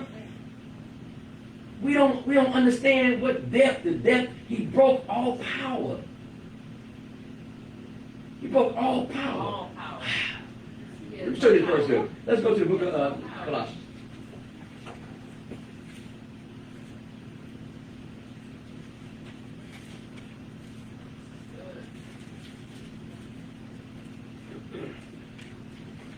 Colossians chapter 1. Let's pick it up in verse 12, Mike. Verse 12. Everybody there, amen? Giving thanks unto the Father, which hath made us meet to be partakers of the inheritance of the saints in light, who have delivered us from the powers of darkness and hath translated us into the kingdom of his dear Son. Now we'll do it. This is past tense. Who has delivered us from what? The dunamis or the ecstasy of darkness, and has done what? Metamorphosed us, translate us into the kingdom of his dear Son. So it's a done deal. We just ain't got home yet. Yes, come on now. Yes. That's why he can say, and to him who endure to the end. This is the general speaker. Say, listen, we win. Do not faint. If you faint in the day of adversity, your strength is weak. In whom we have what? Redemption. In whom we have redemption through his blood, even the remission of sins. Go ahead. Who is the image of the invisible Elohim, the firstborn of every creature. For by him were all things created that are in heaven and that are in earth, visible and invisible, whether they be thrones or dominions or principalities or powers, all things were created by him and for him. And he is before all things, and by him all things consist. And he is the head of the body, the church, who is the beginning, the firstborn from the dead, that in all things he might have preeminence. For it pleased the Father that in him should all fullness dwell. And having made peace through the blood of his cross, by him to reconcile all things unto himself, by himself, I say, whether they be things in earth or things in heaven, and you that were sometime alienated and enemies in your mind by wicked works, yet now hath he reconciled in the body of his flesh through death, to present you holy and unblameable and unreprovable in his sight. Now watch it. If ye continue in the faith, That's it. That's the key. grounded and settled, and be not moved away, for the hope of the gospel which ye have heard, and which ye preach to every creature which is under heaven, whereof I, Paul, am made a minister. So notice that. How Paul is encouraging us right there. He's encouraging us right there. Amen. Right? She must got the fan on. Smell it. Let's go back to Revelation. Our point was trying to get to chapter 6, but we ain't going to be able to get that today. But I wanted you to see, again, how he has made us, not ourselves. That's right. He has made us kings, which means authority, that we reign, okay? We have power. So because now he has given us power, a king has the ability to rule. So if we are kings, then that means that when I speak as a king, my word is law. See, I got to know that my word is law. Even the Medes and the Persians, even John the Harry knew that. So as kings, we have to understand that our words are law. Yeshua said, let it be yea or nay. So we have authority. And where did our authority come from? The King of all kings.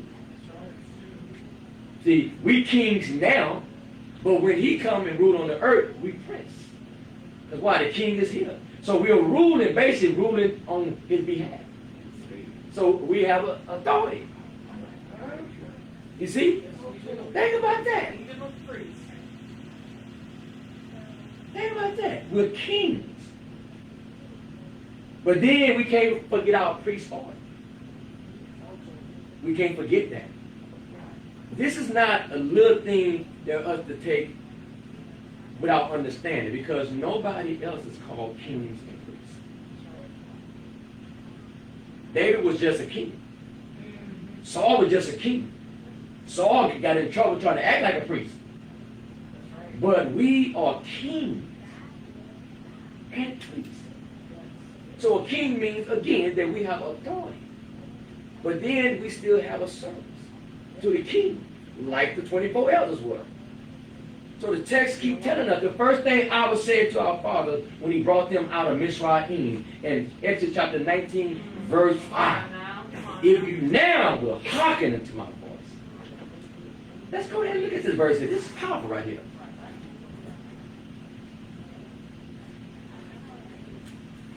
To understand the authority that we're walking in. when Peter and them healed the man and went to Acts chapter 3, and they said, why y'all looking on us as though by our righteousness that this man is healed? They understood who the power that they was working in. We have lost our power when we become religious. That's right.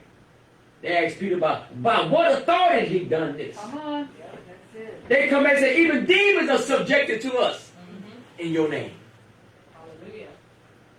Yeshua said, listen, all power and authority has been given unto me. We have to get this down. I mean, he said, listen, whatever y'all bound on earth is bound in heaven. That's right.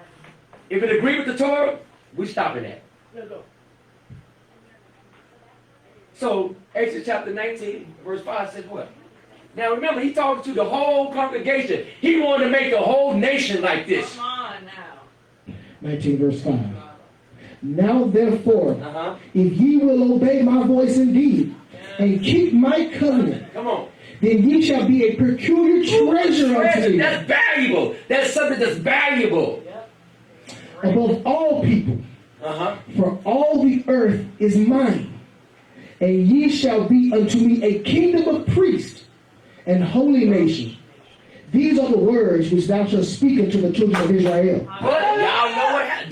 This what y'all wanted to do for everybody, Brother Roy. He didn't want no intercession. He didn't want no priest. He said, I want to give the whole nation access to me. Come on, man. He wanted the whole nation to come. He didn't want no mediator. He didn't want none of that. Huh?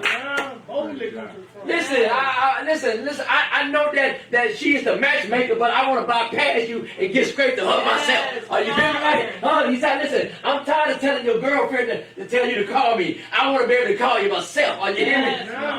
That's what y'all saying. Boy, my kind of brothers need to know that. Tell the Pope to move out the way. Tell the priest to move out the way. Huh? We have a high priest. That's what the Most High. People need to know that. Amen. So when people say, Miss Rose, pray for me. You say, I can't do that because I'm a priest. Hallelujah. That's right. Huh? A young man at work just started. And I introduced myself as Sherman. That's how I'm saying. I'm at work. Hey, Pastor Sherman. Well, Kevin can't be quiet. I'm in the kitchen doing my thing right there. And so the guy just started. So he come around the corner. I know I just come from around there. Ain't nothing happened. So they come around the corner and say, Pastor, you need to pray for him. I'm like, what just happened? I say, so I'm thinking they playing. He said, no, you need to pray. I said, pray for him. I say, for real? So I realized that there was serious, right? So the guy standing there and Kevin walks away, right? I say, what's going on, man? He said, man, he say, I feel empty in the inside. He said, I feel dead in the inside. Now some things that happened in his life that he brought upon himself. But here was Kevin being a priest, bringing to another priest. Come on, man. Yes, come on. Talk to him. Huh? It is. That's what it is. Well, that's our job. Yes, it is. That's our job. So the problem is people can't find the priest. You see? I mean, it'll be a strange thing to people to say because our mind been warped by the Roman Catholic Church, right? He say, listen, hey, walk into a people say, is any priest in the house? Now, they're going to look for somebody with a robe on. Yep. Right. See what I'm talking about? Right. So here is Moses. This was Yah's desire was not for somebody else. Come on. That's Come what on it now. is. That's the key. Talk to him. Oh, Roman, man, listen, if y'all got some Catholic brothers, sisters, please share this video with them. That we have a high priest. Yes. We are priesthood. We are, listen, they only just served as a temporary, you know what I'm saying? The Levites and such, but listen, this thing is now that we have been brought into the priesthood. Yes. That means that, man, listen. Now, I ain't gonna get the tripping and think I can just walk into the Holy Holy. So a priesthood, he had to clean himself. That's it. That's right. Because That's I it. can't bring strange No. fire. Go in there. So it's not enough saying I'm a kings and priest. Now what that mean? You ain't even got authority on your own body. Yeah. Come on, you need to put a knife to your throat. Yes. Because you eat too much. You know what I'm talking about? Yeah. Come on, you gotta talk to him. A priest's lips supposed to keep knowledge. Oh, let's go to this verse. I gotta show you this. Malachi. Since we deal with the priest. Yeah, priest. That means an everlasting priesthood. That's right, righteous.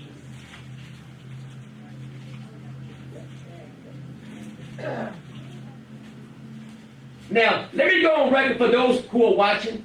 This is for those in the house too. This book has been used to steal your money. Amen. Will a man rob God? Tell it. Now, let me ask you this here. Ain't none of one of these kids in here can rob us. No. So how in the world can we rob God? Thank you. And then second, he ain't talking about the people. Watch this here. Thank you. This book is written, Malachi, to the message to the priests. This book is written after they came out of exile. The temple is set up.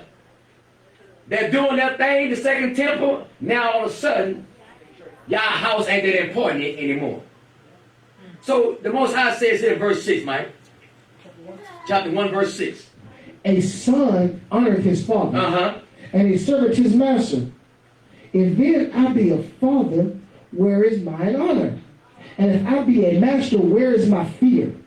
Says Jehovah of hosts unto you, O priests, that despise my name. Okay, today, let's speak it up, but let's put it like this. Old pastors, old deacons, those in authority. So this is not written to y'all laymen.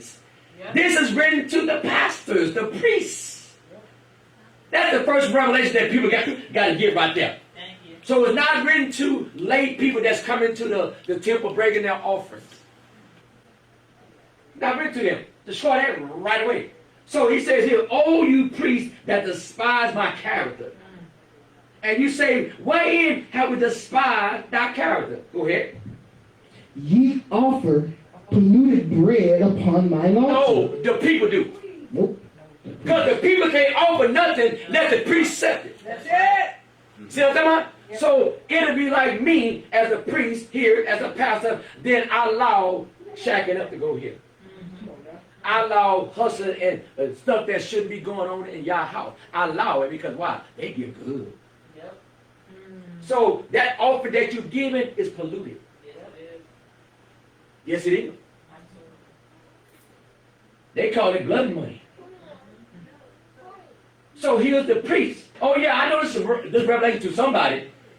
So it's the priest that despises his name, right? His character. And then they say, how are you despising? You offer polluted bread upon who?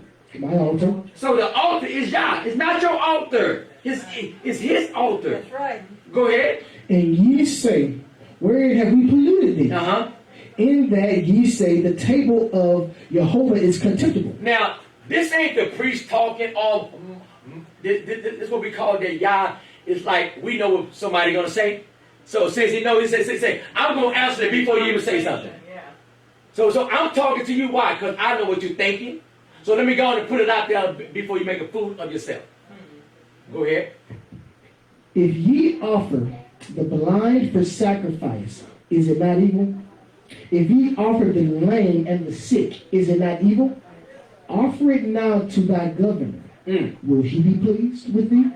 Or accept that person? Says Jehovah of hosts. Now, guess who was in charge then? Wrong. Go offer that stuff to Caesar. Go offer that to the governor. Go give him something like that and see what he do. Sick animal. It's old king, I just was thinking about you. I know, don't pay no attention to the patch on his eye, but I was just thinking about you. Come on now. That ain't gonna work. Go ahead. And now I pray you, beseech Elohim that he will be gracious unto us. This has been by your means.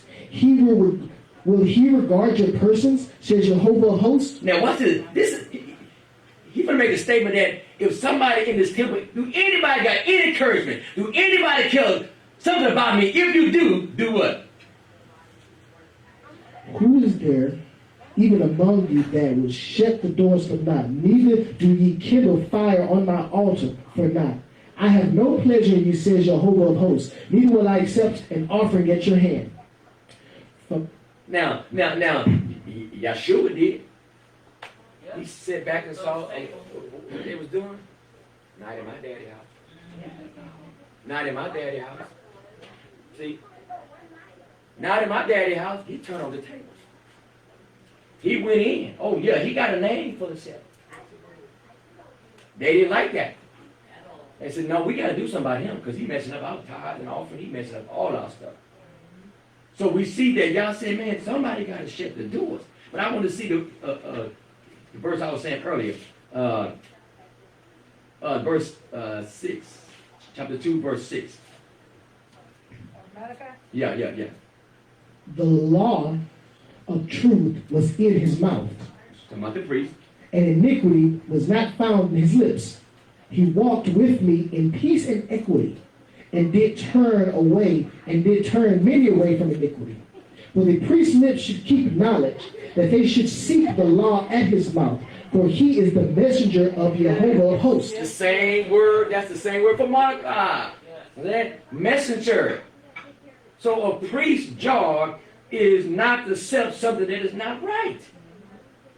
That's what I'm saying, a priest's job. Now priests, those that say they priests, they're accepting homosexual as a lifestyle. Same marriage sex. So he, according to the biblical text, he's blind. Yep, they are. There were certain people disqualified for being a priest. If you had a lamp, that's about walking. Your walk ain't right. Or you're blind. Now, he used a physical thing, but he's trying to say that if you can't see right, if you can't see the scripture right, you shouldn't be teaching. If your walk ain't right, you shouldn't be teaching. You got to hump back. Huh? Hump back means you can't stand for nothing. Huh? You see how you break that down and just that? Now he's talking about the priest. So, but the priest's lips shall keep knowledge of the holy. But you are departed out of the way. You have caused many to stumble at the Torah. You have corrupted the covenant of Levi, said Jehovah of hosts. This is what the book of Malachi is talking about. But no, those who love covenants and money want to jump straight. Chapter 3, that's what they want to do. The whole thing. Would a man rob Yah? Now the whole, I'm going to teach them this book one day. Just break it down. Because all that foolishness they're doing right there. Now, I'm assuming that we ready. Because I got more. Well, until she come out the kitchen. Now, back to Revelation. I'm going to show you something here. Chapter, really want to get to this chapter here.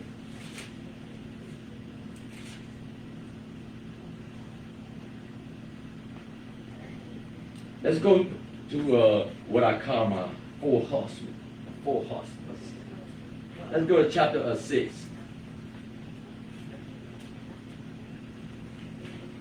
Somebody gonna say, I thought the lesson was chapter 6. We take the long way. I learned from my daddy. We take the long way around. He didn't take other shortcuts. Now, if I wanted to name this title, okay, if I wanted to name this chapter here, and I know scholars, get this wrong too. If I wanted to name just this chapter right here, I would name this chapter Mistake Identity. Yes. And we all are guilty of that. This is a very important chapter, so give me about 15 more minutes, because I definitely want to bring this out, okay? Mistaken identity. Y'all, some of you already know what I'm talking about, but I want you to pay attention. That Yeshua, as we saw that the question was asking who was worthy to open up the book and loose the seal, right? So here's the revelation that's going to be revealed to us. We saw that in chapter 4, praise and just the 24 elders, we saw what's going on here. Then chapter 5, we saw the book, who's worthy, who's open. And then we saw that we was redeemed, you know, by his blood, who made us kings and priests. So that's your title. So when people say, well, are you a Christian? No, I'm a king. Now I ask you, you're a Christian, I'm a priest. We're a king. I don't know why we're afraid to call ourselves what the biblical text calls us. We are kings and priests. All right. Get around your family and say, what's up, priest? Watch how they be, you know, why they look at it. Priest. Now, mistaken identity, very important. I'm not just going to just tell you, I'm going to show you. Because if you get this guy wrong, you're going to get the other guy wrong. So in chapter 6, I want you to think about that, mistaken identity. And you'll be surprised, I'm talking about scholars, get this wrong. I'm saying put it there, mistaken identity. You can check scholars out, they get this wrong. So I'll be asking, have you read the whole book? So in chapter 6, let's read verse 1. Start at verse 1. And I saw when the Lamb opened one of the seals. Now watch it. Now watch this here. Who's opened the seal? The Lamb. We missed that. Yeshua is opening the book. He wants us to see, Karen. So here's the Lamb. Open it. Open the book and one of the seals. Right? Now, you have to understand, even if I did a teaching just on seal, you don't go breaking those seals in ancient days. You'll get, if I seal something and you gave it, you're supposed to take a deposit. If that seal is broken, when you get the deposit, you're going to die. So John said, I ain't open that seal. That's how they protect this stuff. Now, most people don't know that it's illegal opening other people's mail. Now, I'm going to have to check it out if it works, if you're married or not.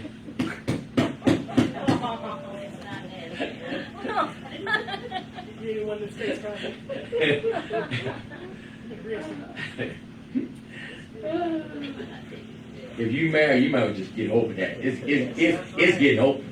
Come on, we don't want that. It's getting open. So the seal is open, right? And the seal, and I heard it as was a noise of thunder, and one of the living creatures, right? Living creatures saying what? Come and see. Okay, he's about to show some things. Let's go ahead. And I saw, and behold, a white horse, and he that sat on him had a bow, and a crown was given unto him. And he went forth conquering and to conquer. The first thing I want you to notice that he has a bow. Now, in the scripture, bow can mean symbolize war, or it also can symbolize covenant. Because the first law mentioned, the first time we saw the bow, we say rainbow, but it's really bow in the book of Genesis chapter 9, verse 13. I will set my bow. Now, this bow came about to remind you, don't play with me. I will destroy your butt. That's what that bow means. It ain't nothing why, because that bow came about destroying somebody, the whole world. Right. But we think the rainbow is something nice. No, the rainbow is saying, don't play with me. I did a teaching on the bow one time. Don't play with me. That bow said, man, that remind me of judgment right there. But guess what Satan got men and women doing? Running around with the rainbow. Just act like ain't going to be no judgment for their lifestyle. Wow. You see how the dragon has deceived people think that they can play around with the temple, the body of Yah, with your lifestyle? And now remember, tell them that bow there remind, don't play with him. That's crazy, ain't it? So, guess what? When the plague come, he gonna know to go get the ones with the bow. All they doing is marking themselves. You see that?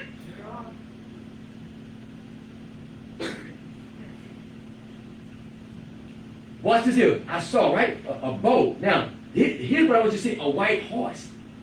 White horse.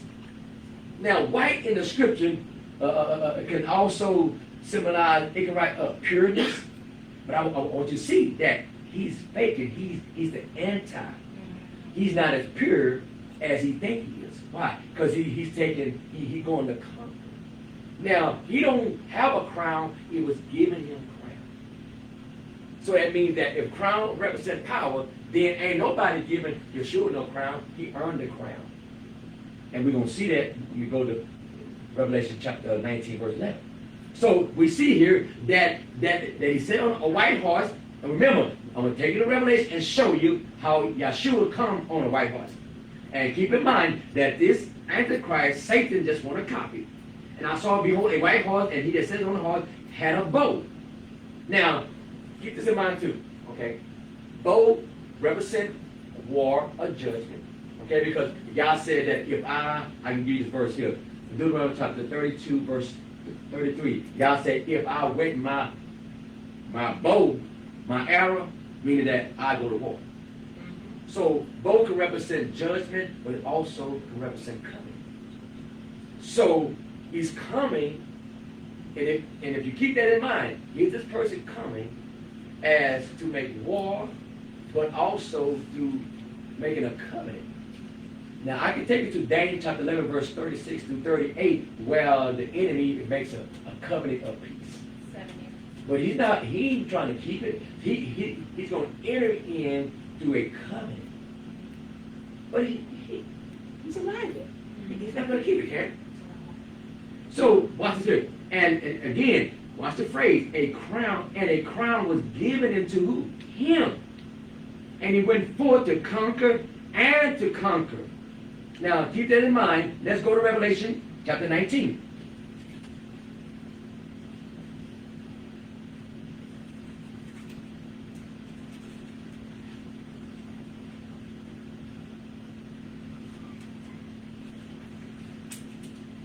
So we see after the big Torah, this is the closing of the curtain, almost, and we see Yeshua coming, the spirit of Yeshua, the spirit of prophecy.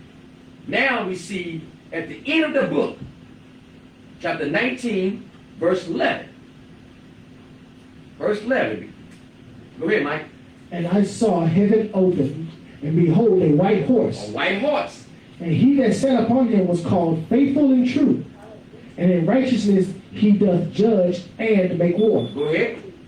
And his eyes were as the flame of fire. And on his head were many crowns. Many crowns. Not one crown. Many crowns. So that means he had conquered and took the crowns. But on the white horse in Revelation chapter 6, it's just he has a bow, okay, meaning to make war, and a crown was given him.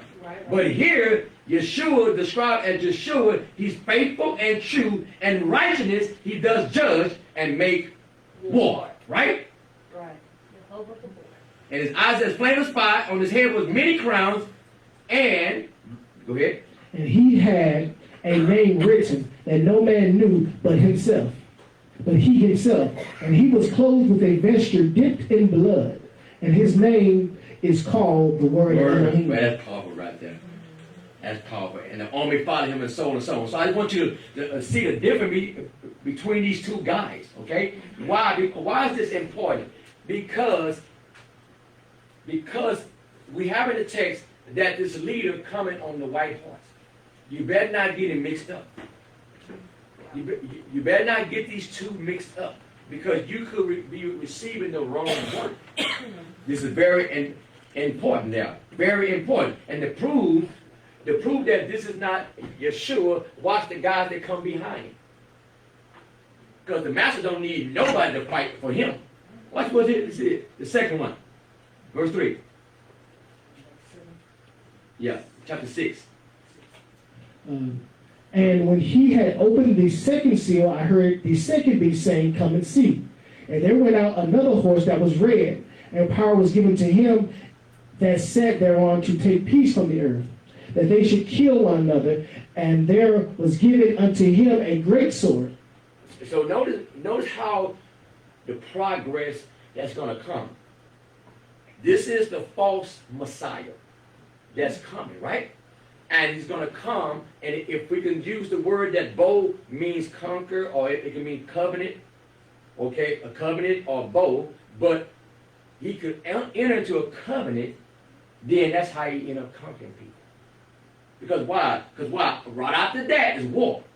See how, follow the pattern. All we do is just going to follow the pattern. Because nothing happening good after this guy shows up on the scene. And this is what Yeshua is trying to show us right here. So after him, we have the white horse, the false Messiah. Then we have the red horse, who's going to take peace from the earth. But Yeshua is the Prince of Peace. When he comes, he's going to bring peace. But this guy is opposite. He takes peace from the earth. You see how it is two, and we can't miss this here. We cannot miss this here. And I'm going to show you, if y'all allow me, I can show you a contrary between this here and the book of Matthew. So he take peace from the earth, that they should kill one another. And that was given to him a great sword, right? Go ahead. And when he had opened the third seal, I heard the third beast say, Come and see. And I beheld, and lo, a black horse. And he that sat on him had a pair of balances in his hand. And I heard a voice in the midst of the four beasts say, A measure of wheat for a penny, and 3 measures of barley for a penny. And see thou hurt not the oil and the wine. So now, what's happening? We got peace, right? Conquer and to conquer.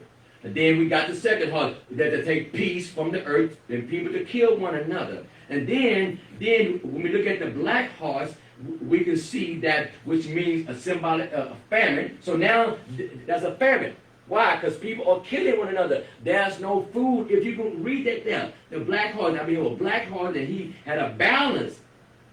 Now we're dealing with food. There's a food shortage right here. But notice he said, don't touch the oil and the wine. So when we look at what's going on right now, gas ain't been this cheap in how long? 25, 30 years. I love it. And they shut down everything but the liquor stuff. Don't touch the oil and the wine. The oil and the wine. I mean, that thing about it, they didn't shut down the liquor store, didn't they? He said, don't touch the oil. Oil is dropping. But they see what we don't know, and I got this from our brother Eddie. This ain't good. You need gas to be $2, $2.50 above. If not, the economy going down. We don't need cheap gas.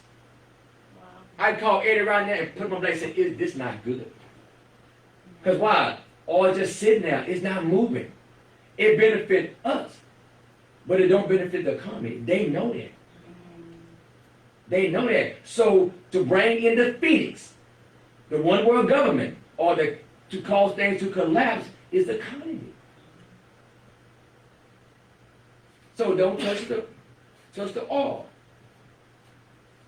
Leave the liquor store open. Because why? You need a drink after seeing all this here. I mean, that's why I don't see why people gave Noah a hard time. All you can see that Noah got drunk in his own house.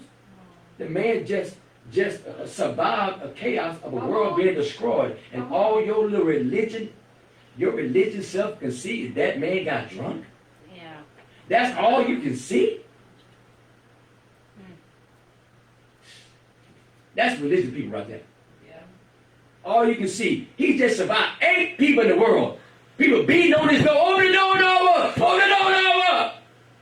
And all you can see is the man got drunk. If I was back there too, no, pass the bottle, man.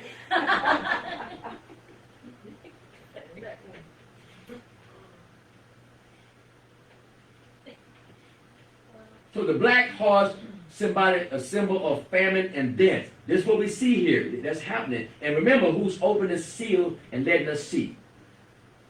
Go ahead, Mike. Verse 7. And when he had opened the fourth seal, I heard the voice of the fourth beast say, Come and see. And I looked, and behold, a pale horse. And his name that sat on him was Death. And hell followed with him. And the power was given unto them over the fourth part of the earth to kill with sword, and with hunger, and with death, and with the beasts of the earth. Okay, that's fine. We'll stop right there. Now, I know I got some students in the house. It said a fourth part. I know I got some people that cook. Let's say we got 7 billion people on the planet now. What is a fourth of 7 billion people? Now, we got some calculators around here. Because this is what the text says here. A fourth part of the earth.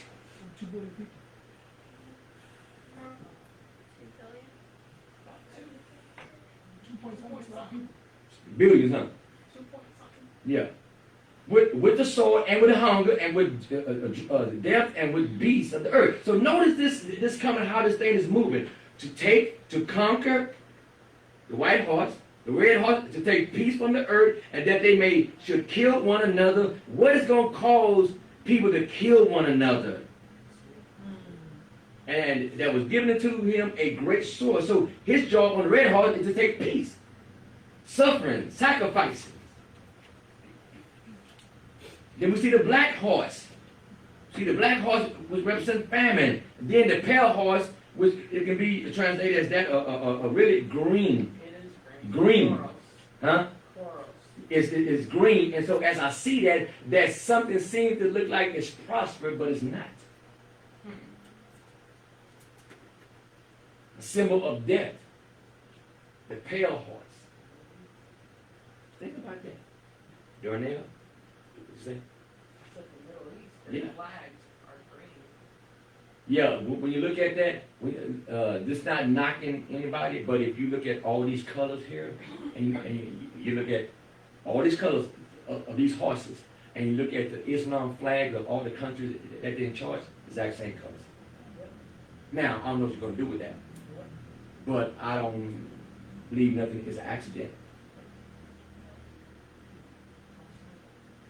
I believe, with me personally, with all my heart, that the enemy of the seed of the woman, keep in mind, Genesis 3:15, that if the seed of the woman is the Mashiach, has come on the scene, then we are told in 2 Thessalonians chapter 2, said that it is the Ruach that's holding he back. So the son of the serpent has to be here on the scene. Has to be here. Has to be here. So if Yeshua has a bloodline, the enemy has a bloodline. And the enemy knows that he can't rule nothing. He ain't gonna never be God. But he say, I'd be damned if I let them rule. I destroy this thing before I give it to them. And that's what's going on.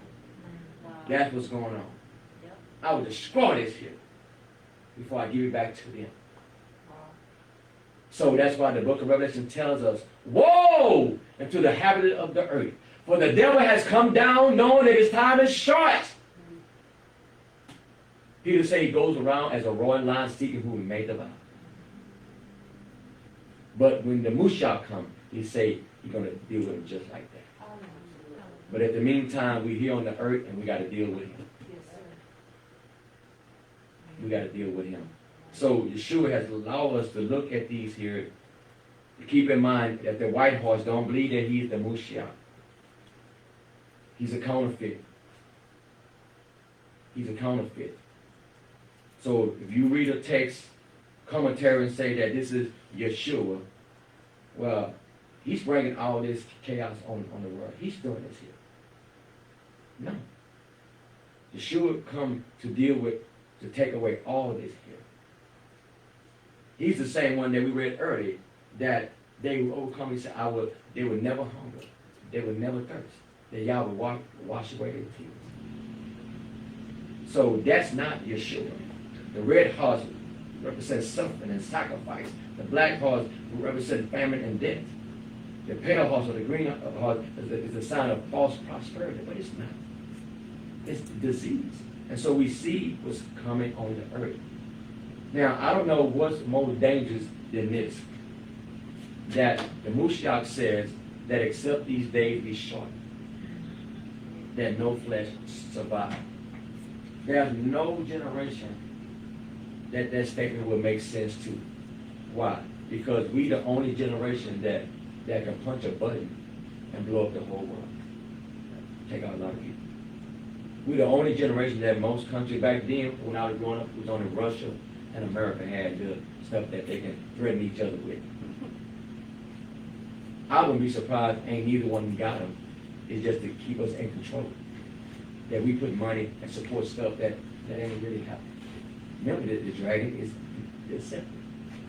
To train us to have us to think the Russians are coming, the Russians are coming. And so, Scare tactic. yes. So a lot was said today, guys. I thank y'all for y'all time. I just want to stop so we can fellowship. But I pray that things that were said today, that the Ruach will bring back to your remembrance in your own time of studying.